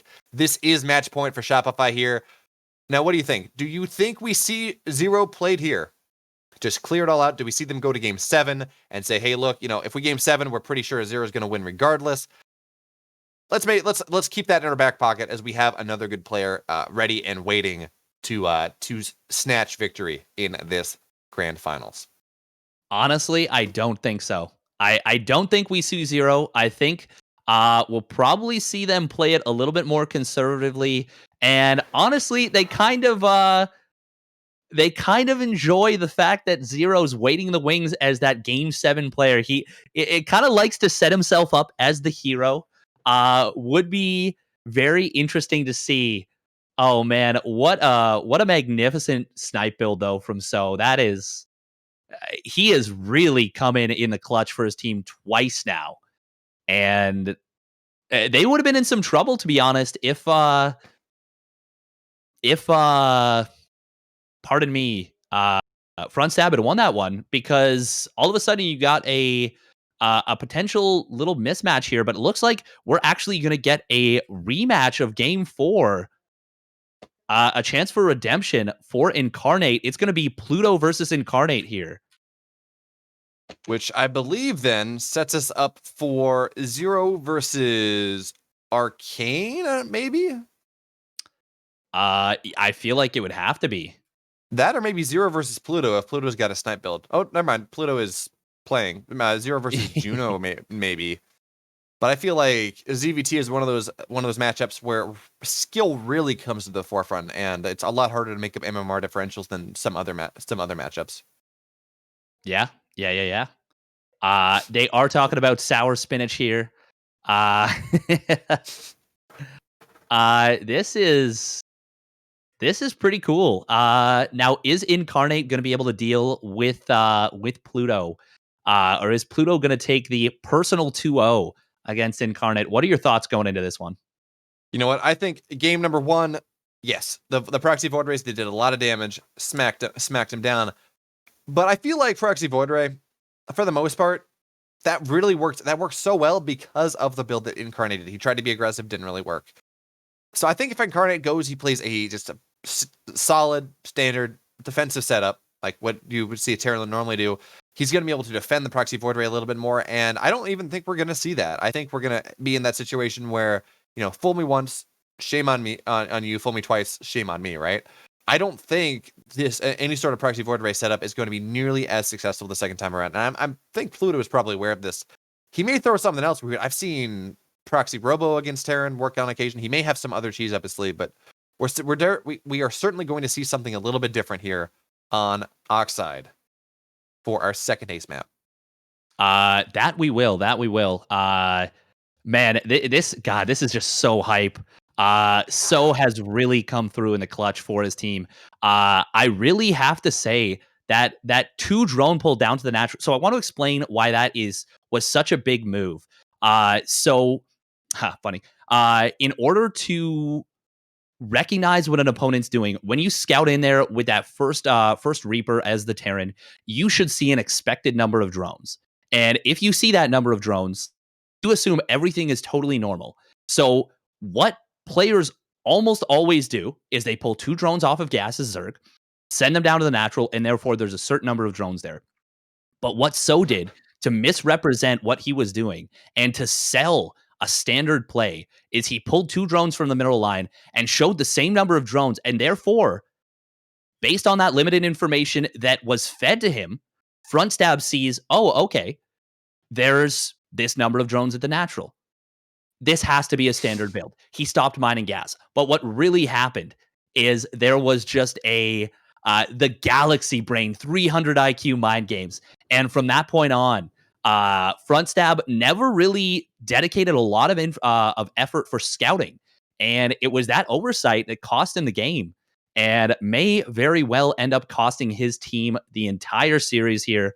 Shopify, off the back of that very, very smart move from So, is now looking to take a 4-2 here. Do you think Incarnate can do that, or do you think Pluto's going to send it to game number 6? What are your thoughts? I think Incarnate absolutely has the potential to do that, especially the pregame huddle we got going on here. Say, wait a minute, don't start the game just yet. We got to talk about a strat for a second. And that is one thing Shopify has been very good at this entire season, building the snipe builds, building the snipe strats, getting prepared for that. But Pluto, he's already won once. I personally am hoping that he wins because I want to see game number 7. But yeah, I think this matchup is a toss-up, despite what we saw in game number 4. I would say absolutely it is. There is a very, very good chance that, Incarnate's looking for it, but we have spawning down on the bottom left, looking to send it to that ace match, looking to win game 6. It is Pluto, representing the Facebook Zuckerzergs. And in the upper right, in the green, looking to take this map, take this entire season for his team, he is the one, the only, he is Incarnate. And he has the opportunity right now to play the hero. We do see both players building in-base things. So we're not going to be seeing a crazy proxy void. Oh, wait, actually, where did he... Oh my goodness. Are we, in fact, going to be seeing a crazy proxy void ray build? This is another very quick second gas. Now, he didn't get that insanely fast 12 pylon, 13 gate, but that is a very quick second gas, and that does indicate to me that there is a real good chance we might see some aggression off of this. You know, I was talking about in the break about how I don't think we're going to see proxy Stargate. I don't think we're going to see proxy void ray here. This could be just a standard proxy Stargate, not for a void ray early on, but just get an Oracle out. This could be proxy Robo, although that is not really the positioning for this. This may also just be. Could this be just be a really quick Twilight Council, like really quick DTs? It could be, and that actually may be what he's trying to he may be trying to represent proxy Stargate and then goes for proxy DTs. Now, the only thing that's a little bit wonky about that is your opponent, they're probably going to be building missile turrets. And if that's the case, it's not the most ideal. Now, we'll see in just about 3 or 4 seconds what does come down. It is the proxy Twilight Council. Very, very nice call right there from BeoMulf. And Pluto coming in with the cheese build once again. And we're going to have Incarnate. He's going to be looking all around for this, and he's going to be like, wait, what? Now, how far out does he go with this proxy Reaper? Or this Reaper, I should say. Well, the good news for him, or I should say the good news for Pluto here is, well, because Incarnate has not scouted a Stargate, we're not going to see any sort of missile turrets coming down to the moment. We see no eBay. We see just your kind of standard preparation. So it looks, oh no, there is an eBay on the way. He is buying the fact that this is in fact proxy Stargate. However, there is a much faster natural here coming in for Pluto, and this Reaper should find its way across the map, see the natural. We may even see him cancel the eBay. I don't think we will, but he's going to say, oh, there's a natural. Okay. It's a little bit slower, but A-okay here. Now that with the 2 Reapers getting in, that could be a little bit of problem for that Stalker there. As now we have the Dark Shrine on the way. The Robo is just about done, and that is proxied. So there's only 1 gate in the main base here for Pluto. And that's some alarm bells for Incarnate, regardless of whatever else is happening. Oh, you only have that much in your base and your naturals that late? You got something. You got something coming. You got something cooked up. I don't know what it is, but it doesn't make me happy. I want to point out how smart this is from, these set of Reapers. Oh, okay, they stopped a little bit short. I wanted to point out how smart this is in reference to what he did in the previous game. So the fact that he gets this natural so quickly actually prevents Incarnate from building any missile turrets right now. He got that engineering bay expecting proxy void rays, and now he just has no idea what's happening, and he is going to have a real tough time dealing with this. But as I say that, Cyclone does get its lock-on broken, but there's, shield battery. Oh my god, just barely keeping that Stalker alive. That is really, really important. 1 Reaper will go down. This lock-on getting a lot of damage on that Stalker, but it ultimately will get broken, and there is still no idea about the potential of the proxy Dark Shrine. Now, there is energy for a scan, but there is only the 1 orbital right now. Is he holding that energy? Oh god, there's only 1 DT with this. There's only 1 gateway with all of this. If he throws down a mule, that could potentially be game ending. We'll have to see. He threw down the mule. Oh my god. Oh no. And the DT will run rampant. There's a Raven on the way now, but this is going to be a lot of damage to these SCVs. Yeah, and he has pulled SCVs, but he's only pulled half the SCVs, which means so many of them are just going down in the main base, and a second Dark Templar has been warped on in, and this should just be bulldogged into the natural here with the Warp Prism, and there we go. It's going to get picked up there. Okay, yeah, it's going to get picked up. Drop down into the natural here. How many? Okay, we have 1 mule. We have a scan. It has been used in the main base, but the DT gets out. So there's 1 now. 1 Dark Templar in the main base, 1 in the natural, and there are no scans. 18 SCVs have gone down. I think the Warp Prism did go down as well. to the Cyclone here. But despite that, I mean, look, the DT's back in the main base. It's getting ready to get slashing, get ready to get sniping once again. And our Terran player only on 14 SCVs. And yes, the Raven's out. So eventually these DTs are done for, but doesn't even matter at this point. 12 SCVs to 35 probes. And behind this, after this tremendous amount of damage, we have charge on the way. We've got an Immortal being chronoed out. There's already 3 gateways finished up now, 3 more on the way. And it looks like Pluto is setting up once again for another very aggressive move as he's pulled probes mostly off gas. And, well, he doesn't need to get aggressive, but he is certainly angling to do so. Absolutely, and I think this is a solid response anyways. You know your opponent is going to try to hit back at you in some way. I mean, they have no choice. They just lost 24 SCVs before 6 minutes. How do you deal with an aggressive Terran player 9 times out of 10? You get charged, you get zealots, you get zealot legs, and you just kind of swallow up the attacking force. Now, he does need to make sure that he does not lose this pylon before anything else happens, but this one Immortal will be enough to keep it back, as we do have the rest of the army of Pluto here. It's going to cycle around to the other side. Zealots do not have legs yet, but there we go. One Hellion already goes down. Yeah, we should have some weapons. This should get nothing done. The one Hellion is going to try to do what it can. But one Hellion is not the world, as everything's going to go down as well. Charge is now done. A secondary War Prism is ready as well. And this is the timing. This is the time here for Pluto to make his mark on CEA history and drag us to game number 7. That it is. We do have 2 bunkers on the way here, but there's no stim, barely any Marines, just that single Raven right here, and we are going to see so many charge lots.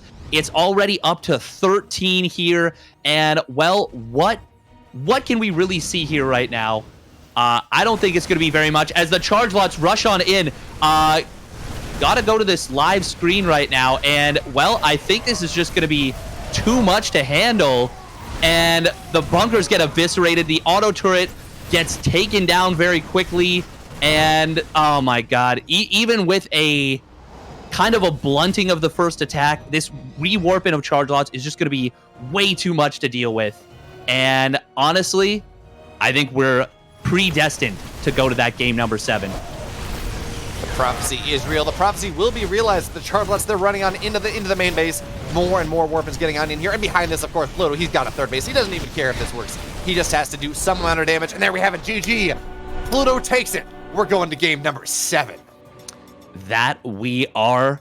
And, well, while it is not the front stab versus Zero match that we were all hoping for, it is going to be Zero nonetheless. And I could not be more happy to see this Game 7 in action. It's very unfortunate we're not getting that TBT, but are we going to see maybe the return of Sour Spinach here, who has been in his own rights a little bit of the hero for his team? We'll have to see. Now, as we looked at the Gilded page, we do not see Sour Spinach listed on the roster available today. That does not mean, well, actually, I think maybe that works as if they're showing up as in one of the games. So Sour Spinach may be available. We can also see Arcane here. You know what? That would be the great mind games. He lost in game number 2, but he didn't really show that prepared of a build. I mean, he had DTs and he kind of proxied it. Didn't really work out. But isn't that the mind game? You kind of make a mistake doing a build game number 2.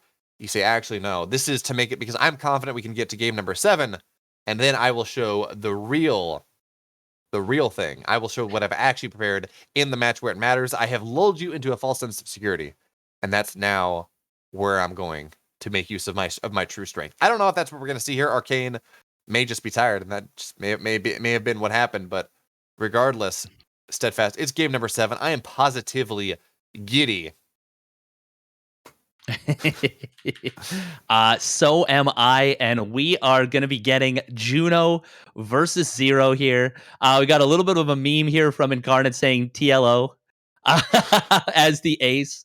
That would have been pretty nifty. But it is going to be a got a funny little line from our producer right there saying, oh, TLO's not here. Guess it's a walkover. Zuckerzerg wins. And what an anticlimactic thing that would be. But of course, that's all jokes. It's going to be Juno versus Zero here. And, well, Juno's going to have to play the game of his life in order to make this one happen. Do you think he can do it? Juno has the power of God and anime on his side. I believe he can do anything. As that's what he's really gonna need. He's gonna need everything and more to be able to take out Zero here in this game number 7. As Zero once again looks to just be the player of the CEA and the After Hours Gaming League before it, just be that dominant force that just owns everything. And at the end of the day, whatever team he's on wins the tournament, etc., etc., etc. But hey, Juno, he's looking to make a stop at that, and I believe he is, of course, on the team that has some great snipe build. Well, actually, no, never mind. I'm thinking of Shopify. But that does not mean that Juno's had some rather interesting builds, rather cool builds over the course of the season. Some of them have worked, some of them have not. But Steadfast, the question is whether he will be able to pull out anything that's going to be able to take out Zero here, as it is game number 7, and it will be Pillars of Gold. Perhaps one of the larger maps in the pool. One of the maps that's a little bit harder to do anything cheeky on. And that's where we are for game number 7. Yeah, that is true. It is one of the more of the 3 maps we have here. I would say it's still the most decent Zerg map. That being said, in a standard game, I think Zero has a very, very large advantage. Even a super ace advantage, if I may. So it is going to be an insanely difficult scenario to try and overcome here. But that being said, it's not impossible. Just very difficult. Mission very difficult. You know what I'm saying? Mm-hmm. Mission, well, we have mission preparation, I guess, is what we see here. As Juno, Zero, we've talked about preparation again and again, but this is where we're going to have to see that bear fruit. I think both teams kind of knew this was going to go to game number 7, and I do think that with Facebook putting front stab in that first map, I do think this was a prepared strategy ahead of time. If we get there, we put front stab in first, we take our win. Unfortunately, it didn't work out for them. But I got to imagine that Juno has been preparing to knock out Zero here all week. You know Zero is going to be the game 7 ace player. You know, and if that's what's going to happen, well, you know you're probably going to play against him. So whatever it is, front stab is a great player to practice against. Absolutely. When you're trying to practice EBT against someone as high caliber as Zero. And man, for one, I am looking forward to seeing what exactly Juno has prepared for us for this last map of the CEA season. Man, it's been a great season, Steadfast, but I'm so sad it's over. Well, it's not over yet, but it will be. It is. This is the last game of the season, and this is, of course, played for charity. We do want to, thank all the organizers for this. There will, of course, be a winners interview after all of this. But for now, we are into it. We are in game 7, spawning down on the bottom left position. It is the Super Ace looking to fulfill his own destiny. Give it up for Shopify Dropshippers, Zero. And in the upper right, in the blue, looking to give birth to a new destiny in the blue for Facebook Zuckerzergs, it's the Zerg player. It's Juno. What if this whole time it wasn't front stab who was Saitama? What if Saitama has been hiding? Front stab was Genos, and this is the Sea King. Genos fought super hard. He got wrecked. He ended up not being able to win it for his team, but Juno ends up being the one they need.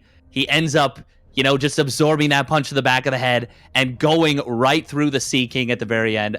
My favorite arc, by the way. So good. And, well, is that going to happen, or are we going to see a little bit of a Moomin Rider situation where it's just, Zero just grabs him and just flails him around and just absolutely pulverizes his mere human bones? So much anime references. You were saying many words that I do not understand, but I should point out here that Juno, he has gone for a pool first this game. He's going to be there were a couple opportunities. This could be just a defensive play, wants to make sure that that Zero, you're not playing in this game, Steadfast. That Zero, or am I? Something. Secretly, by casting the game, you're influencing the game. You're telling them what to do, and you're just playing the players in this game. But I think okay, this is what we're gonna see. If you're not confident against your opponent, if this is an underdog story, well, underdog stories, oftentimes they involve dogs, and what is the closest unit that we have in the Zerg arsenal to a dog? That is a good question. Now, this is really important. Did Zero scout this? Did Zero see this coming? He did not see the Roach Warren. Yeah, I don't think so either. Production, can you just show us the vision there of Zero in the main base?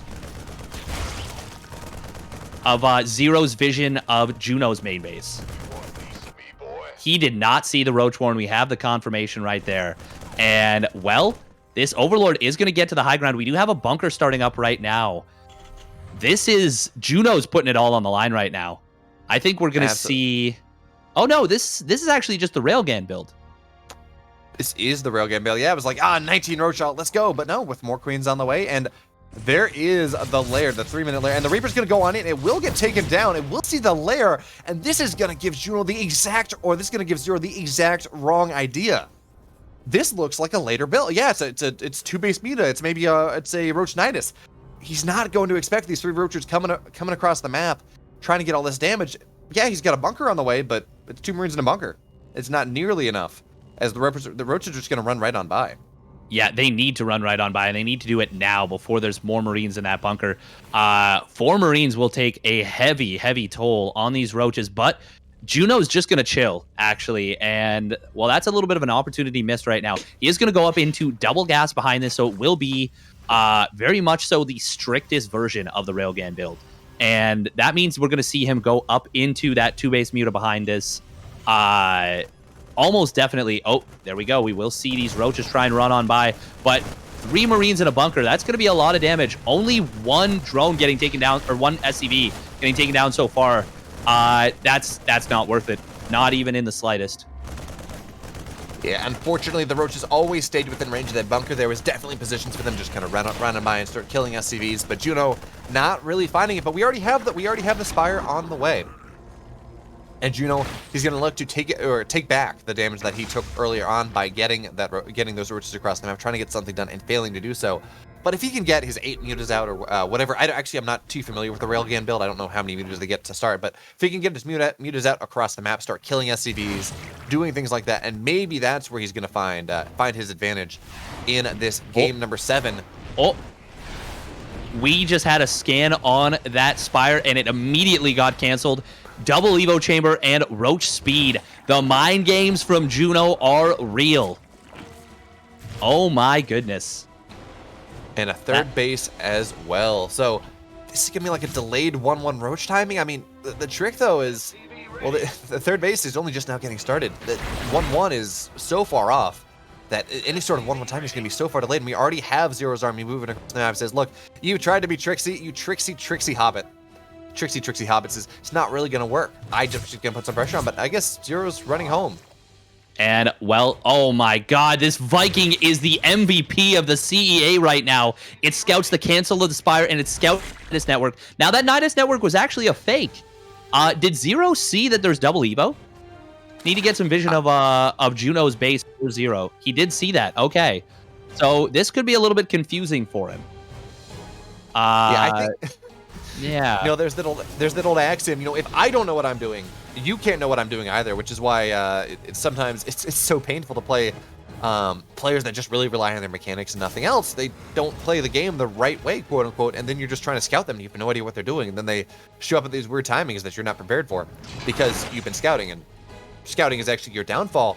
But there we have it. We do have the 3rd base getting fully saturated here. Only 3 base saturated, or 3 gas saturated at the moment, which makes sense. This is 1-1 Roach. We should see some more gas saturated as that 3rd base is done. And it looks like Juno, I mean, he's going to try to hit this massive timing where he's up 40 army supply of Roaches of 1-1 of just these incredibly powerful units. And he will have a timing, albeit a small one, where he has 1-1, his opponent does not. I don't know if he's going to be able to hit it, though. Well, the other thing to consider right now, another scan comes down, sees that the Nidus Worm has been canceled, the Nidus Network. Zero is scouting so diligently right now. Juno, he's just in so much trouble. He's down in army supply by a significant amount. He has so much gas in the bank, and he's mining off 4 gas, which is already too much for Roaches off of 3 hatch like this. And, oh, there we go. He has unsaturated one of his gases. But this is just not a well-tuned build.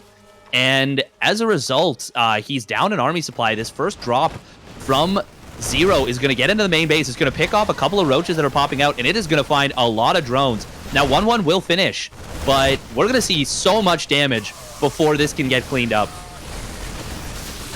But I mean, actually, you know what?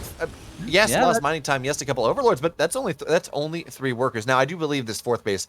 Well, no, never mind. Zero's okay. Now he is. Yeah, this 4th base should get canceled. As he does see that now. The 4th base will go down. But there we did have the infestation bit done. +2 attack is on the way. But I think Juno's roots are really winning this game. It's just trying to max out, just take advantage of the 1-1 roaches that he does have. 3 roaches will not do that. He will have that loss. But now look at this. He's sitting here with the majority of his army on the left-hand side, morphing up a bunch of Ravagers. Oh, he's actually about going to to find the actually army on the transition. Yeah. This is actually a perfect scenario for Juno. He's going to be able to go in on these tanks. They're unsieged, they're unguarded, and 2 of them will get taken out very quickly. That is a huge win for Juno. But now he has to deal with this drop once again in the main base.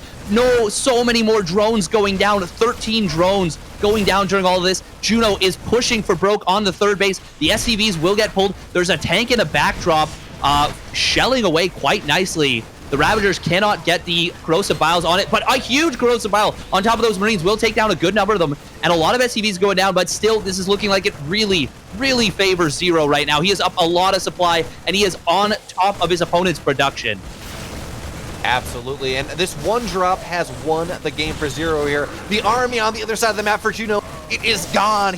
Zero, he held, yes, he took 18 workers of damage, but it doesn't matter because his opponent is on 45 workers. His opponent has no queens. He has not the larva he needs, even he's sitting here at 1,000 minerals. He just cannot inject. He only has 2 queens on the map, and when you only have 2 queens on the map, you don't have the larva, you don't have the army production. Juno doesn't have a 4th base. Yes, he will have 2-2 far before his opponent, but that doesn't matter when you're down 20 army supply and your opponent has tanks. Now, Juno, maybe he could find a way back into this with, if he gets Burrow or something, he gets some really nice counterattacks. There is the Roach style of this build, or the Dark style of this build, of course, where you kind of go into Lurkers pretty fast, although Juno absolutely does not have the gas for this, does not have the money for that. It looks like he's going to try to punch out across the map here, and as he does so, Zero, as if by instinct, as if by prescience, is going to put that 1 drop that has done so much damage in this game already. Is going to stim on into their base. 6 more workers go down, and now he's going to send the high ground, prevent that entire base from mining. And yes, Juno's on the other side of the map. Yes, he wants to get something done, but I don't know what he can. Yeah, he's super all in right now. He's having to deal with this drop back home. How many tanks do we have out for Zero back home defensively? There's already 4 on the map, and realistically, that's a pretty paltry army. Like you said, it does have 2-2 much faster than that of his opponent. Great changeling positioning. Gonna see these units move out, and this may actually be a little bit of an opportunity right here for Juno. He's gonna try and move on into the 3rd base. Will find a couple of these tanks, but even still, he's eating some big shots right now, and the reinforcing Marines, they're just gonna be way too much. Corrosive Bile does clip one of them, but yeah, all the roaches get surrounded. We have a big army supply lead right now for Zero. Juno is trying to wiggle and just kind of maneuver his way in this game, but Zero is proving why he is the super ace of the CEA, the final boss of the CEA. He's going to sneak back in on this base. He's going to see there's no drones there. Will lose the medevac. That's a little bit awkward, but he's going to deal with this main push, pulling the SCVs very prematurely. Honestly, well, this is about the best fight Juno could ask for, and it's not going to be anywhere near enough as the roaches get cleaned up by just so many Marines. That tank in the backfield. We have another drop coming in here, killing off another base. It is going undefended into the natural. 2-2 finishes up, and Zero is up 60 army supply. He is looking to take this game. GG! And the Shopify dropshippers will adopt in their new super ace and take the series. Steadfast, not only did they take the series, they took the entire tournament itself, and now, well, their I can't talk. Their charity is the one that is reaping the lion's share of the rewards. I believe I saw the number at $2,100. Yep. Is the yeah, there we go. First place, $2,100 to the charity Shopify's choice, that of course we will learn a little bit more about as we do go on to the winner's interview. But Steadfast, what a series we saw just now. What a series of games. I'm shaking a little. I am so excited. I cannot believe the way that this season ended up. It's awesome. It is very, very cool. We have the attempted denial of the prophecy, and all it did was turn that prophecy just around a little bit as Zero was able to take it down in game number 7 for his team. We had some really great performances from some key players there. So he has been an absolute rock for them. We had a really nice performance from Pluto there to even get them to the ace match. And, well, we are going to get into a winner's interview pretty soon here. But for now, I think we're just going to get take a real quick break. And as we set up this winner's interview, thanks so much for tuning in. We'll get that winner's interview for you. And stick around.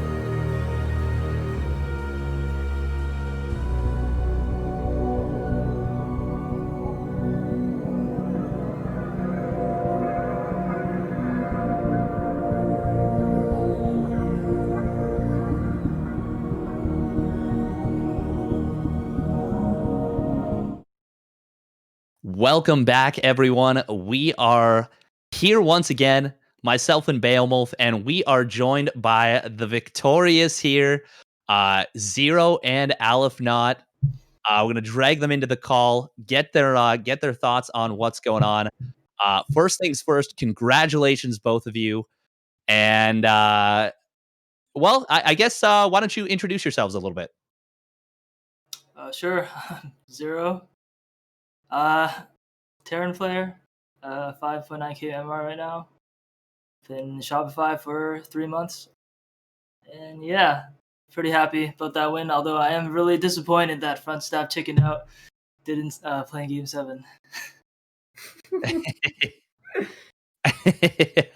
I feel that. I feel that the attempted denial of the prophecy did kind of come back to bite him there. He ended up going down there.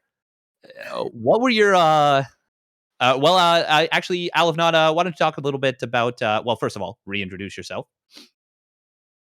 Sure. Hi, I'm Aleph Not. I'm the captain of the Shopify Starcraft team. I've been at Shopify for a few years now, and I guess what I'll share is that when I joined the channel, the Starcraft channel in Slack was super dead. But through like good work over the years, it has like over 50 people in it now who are into Starcraft, and got us into CEA as soon as it was announced, and like referred Zero as soon as he left Amazon. So even though I did not manage to win my match day, I feel like I did help us win in some roundabout way. So I'm really proud of our team. Well, absolutely. That was a really important one.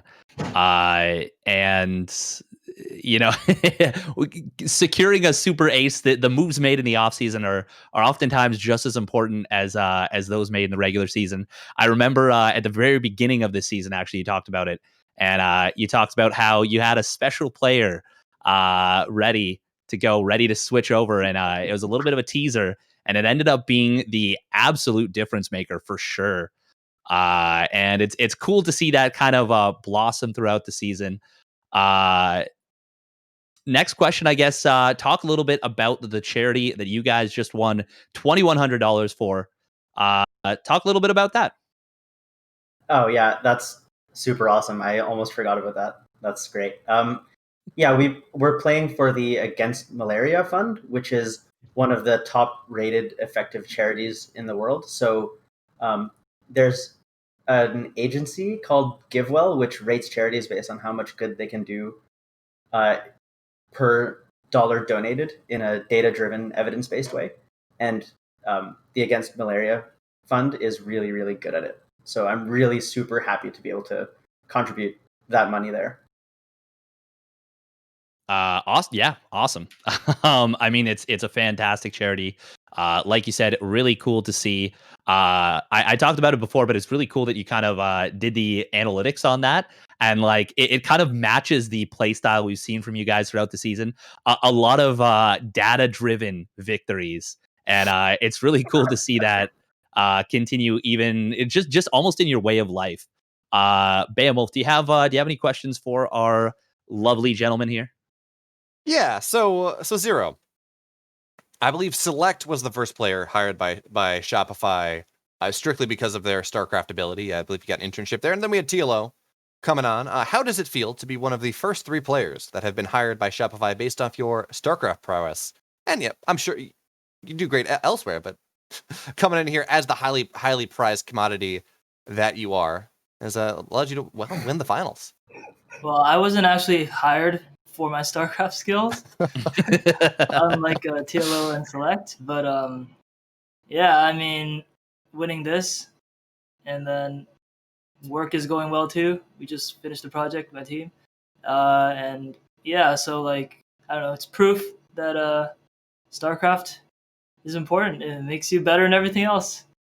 And yeah, like just because I might be the highest ranked player, but like the knowledge in playing myself and the knowledge of everyone else in the team, we can combine that together, and then collectively our knowledge is just higher than everyone else's. That's why we won. Oh, sorry, go on. Yeah, I definitely wanted to ask about that. You all, I think Shopify had more snipe builds than any other team we cast in this tournament series. You had with 2 great snipe builds to kill 2 ace players, which is massive. We saw we saw all, Proxy Marauder and a bunch of different stuff. Although I guess Proxy Marauder was Shopify. How much of that was prepared months or weeks ahead of time as you're studying your individual players, and how much of that was the brief team huddle that you all mentioned in the lobby a couple times as you all just sit there trying to figure what exactly are we going to do? Okay, so actually, like most of the preparation was done like the week before the match, but also I have like previous knowledge on like their old replays and stuff. And Jordan, he's crazy. He actually goes through every single replay of all our opponents. And you know how annoying that is, because like it's an old patch, so you have to go offline and then it loads. So annoying, but he does that. And, yeah, I had like a 7-page document about every single replay that these guys have played, and so we knew like everything they were going to try to do. And then once we knew what they wanted to do, Zero would come up with like, here's the strat that beats all the things that we think they might do. Yeah, like so with the combined value of like me being willing to sink my time into it and Zero actually having game knowledge, we're very powerful. Like TSO's build, TSO hasn't been practicing, so he's not confident in a macro game. So he was like, what's the best build to beat front stab? And then I was like, front stab, he's been doing a lot of 1-1-1 builds recently. He's been copying my build, which is Hellion Viking, or he's been doing Banshees. And I was like, Nidus, 3-base Nidus is actually going to, like, there's no way he can stop that. So then TSO was like, okay, he practiced it for like 1 ladder game before the match, and then he did it. And what's funny is that 1 ladder game was actually crucial because from that one ladder game, he remembered that he has to make an overseer as soon as he sees banshees, and that's exactly the case we were in the front stab game. So The bad part was Incarnate. We practiced against Proxy Void like 5 times yesterday, like the exact same scenario, and he still lost. So I was thinking after that game, I was like, this has to be fate. V versus front stab in game 7. But then he didn't do it. So I'm so salty about that. That's pretty incredible, to be honest. And that is the power of Proxy Void Ray. Even when you know it's coming, it can still just absolutely ruin your whole day. Yeah. So I kind of harped on it a little bit. Whose idea was it to pull the 2 drones down from the main base to the natural in the So game? Because front stab, he like scouted in and he saw the normal number of drones at the natural, and that like completely, like, he just blinded himself to scouting from that point on. Or was that just So being like, It was either TSO doing that himself, or there's a video. I showed him a video of the build before. I don't know. I didn't actually watch the video myself. I just saw that it was the right build. So then he could have got it from that, or he came up with himself. I'm not sure. that's overall, very cool. one of TSO's specialties is like selling that he's not cheesing. He did that against Giant Smurf very well in the quarterfinals as well. He's very, very good at that. TSO is actually like one of the best Nidus players in the world. He played Lambo in an actual tournament and then took a game off him with Nidus. That is incredible. That game was actually amazing. He did this really tricky stuff where he, if I recall correctly, he put drones in gas at a particular time and then pulled them out at a particular time to look like a particular thing to Lambo, and then showed up with way too much stuff. That's very cool. And I think he's probably cemented himself now as the second best player in the CEA. He keeps saying that he's the best player in this season because he hasn't dropped a game and I've lost 2 games. So his record is better than Zero's if you look back at it, because TSO only lost to Giant Smurf, and even then he beat Giant Smurf in the rematch. Yeah. Whereas Zero, I mean, you just keep dropping maps to random Protoss. Yeah, I was actually really scared of Arcane this match because I lost in the round of 8 and round of 4 to a 4.5k Protoss, and he also is a 4.5k Protoss. So that's my build. I actually tried really hard to come up with a build to stop anything he would do. Yeah, that's why I did that Hellion drop. I was like, if he does charge lots or DTs, it's all going to come at 5 minutes. So I'm going to attack him at like 420 with Hellions, and then I'll be able to see what happens. And I also open Marine first because that shuts down Proxy Stargate. So I also early SCV scouted all the proxies. Well, I mean, obviously the preparation paid off. And even then you shut down the DTs so hard. That was really nice. Now you guys are now the champions, and is there anything you guys are going to do to switch things up to try and defend the crown as we move on to the next season? What's first of all, I guess celebrations are in order. I know that's a little tricky with COVID. Are you going to do anything remotely, or just kind of like play some mono battles, or what's the celebration? I don't think we have anything planned. We didn't think that far ahead, man. We're just trying to win the game. Come on. Yeah. Fair enough. And I guess moving forward, what's the plan for defending the title? Is it steady as? Are you going to try and pick up another another player to complement Zero? I'll tell you what we're not going to do. We're not going to try to fight Destiny. If the prophecy says that Zero versus front stab has to happen, we're going to do it, or whatever it is. Hopefully Facebook learned their lesson, Yeah, you can't fight Destiny. Run from it. It arrives all the same. BeoMulf, do you have any additional questions before we let our 2 victorious gentlemen go? I think you've asked them all. I gotta say though, congratulations! What a run coming back from. I think you were on the bottom of the Swiss bracket, and I know that this was because you wanted to get players an opportunity to play, but still coming back from the bottom of the Swiss bracket to acing the challenger bracket to going out winning the entire thing. That's a hell of a run, and I'm so glad we were able to join you all in it. Thanks. Yeah, thank you. Not much else to say, but yeah. No, it was a pleasure to have you guys on. Al, if not, you've given some great interviews during all of this. It's been an absolute blast to see your guys' performance and see you just continue to flourish throughout the season, and to see all of those preparations that BeoMulf highlighted. Like, you guys really put in the work. So it's very cool to see you guys have so much success. Before we let you go, here's the time. Shout out whoever you want to shout out, and yeah. I would shout out I don't really have anyone to shout out. Shout out to my team. Actually, I do want to shout out to my team because I lost the games in round of 8 and round of 4. That I was like, oh my god, are we gonna lose? But then my team carried. I just lost last week. I just lost a game. I didn't even play again. Wait, I played again, but didn't really matter. The most important parts were my team winning, and I have to thank them.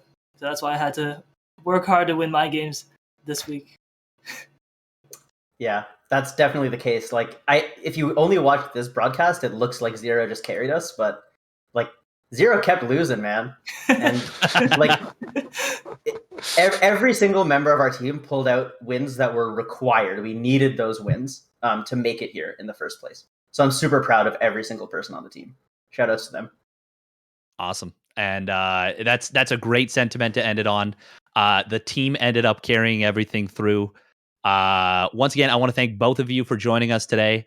As an opportunity as well, make sure to register for the next season. I believe we've already got the link. Just going to see if I can bring that up real quick. Of course, I put myself on the spot and I'm not prepared. The classic. I believe it's just CEA.gg. Question mark. Yes, CEA.gg. So you'll be able to register for that next one. If you've got a corporate team, make sure to register for that. All of the winnings go to charity. It's a very cool initiative. Thank you both for joining us. We will see you guys again next season, I'm sure, as you defend your title. Yeah. Thanks for having us. Yeah, thanks. Absolutely. Hey. And well, that's once again was the captain and ace players of the Shopify Dropshippers, the victorious champions there. BeoMulf, where can the good people find you before we sign off for the season? Well, before we sign off and before I talk about myself for a minute, there's one more thing we do need to mention. There is a survey that is going around to all the teams, all the players that have played in this season. It is currently in the CEA Discord. It's looking for feedback on everything we did, whether there's anything we could do better. I always enjoy any sort of feedback, preferably constructive. So please make sure you do go fill that out. It really helps all of us here at the CEA. And with that being said, of course, well, we talk about me a little. I am live often on twitch.tv/BeoMulf. I also do stuff on trovo.live/BeoMulf. And Steadfast and I will actually be live with Group C and D of the Axon Xmas Winter Series in a couple of hours, I think. I don't know what they are at the moment. Group C, D of that, and then the semis and finals of that tournament tomorrow on twitch.tv/team_Exxon. But if you were trying to figure out where I am, look at the thing below me. I almost always tweet where I'm going live at BeoMulf_SC2. That's kind of the blurb about where I am, where you can find me. How about you, Steadfast? Same thing. Obviously, we're going to be going live, and actually, Group B is pretty well progressed. There's only I think 3 more best of 3s that we have to play with, and then we'll hop in on that most likely. So it won't be very long at all. But yeah, you can follow me on twitch.tv/steadfastsc. Obviously, make sure to follow this channel right here, twitch.tv/CEA_SC2. You can follow me on Twitter, twitter.com/steadfastsc2. Same thing, make sure to follow the Corporate Esports Association on Twitter as well. Yeah. Other than that, you can join my Discord, take a look at my YouTube's, Steadfast Space SC2. Yeah, hopefully we'll be back once again next season. Make sure to register for that. I posted a link in the chat. Big thank you to everyone who is behind the scenes on this one. Gilded.gg for the title sponsorship there. Shopify as well. Shopify, of course, winning their own league. Kind of neat in its own way too. Big thank you to Whisper, CEA Brad, Pulse. Big thank you to Master Dolk for running the production these last couple of weeks. It's been really nice to just kick back and just cast the games. And yeah, I think that's going to do it for me and do it for all of us here. Thank you so much. If you guys could stick around and watch some ads, that'd be super cool. But no, don't feel obligated. And hopefully we will see you all again next season. Have a wonderful holidays and a wonderful afternoon.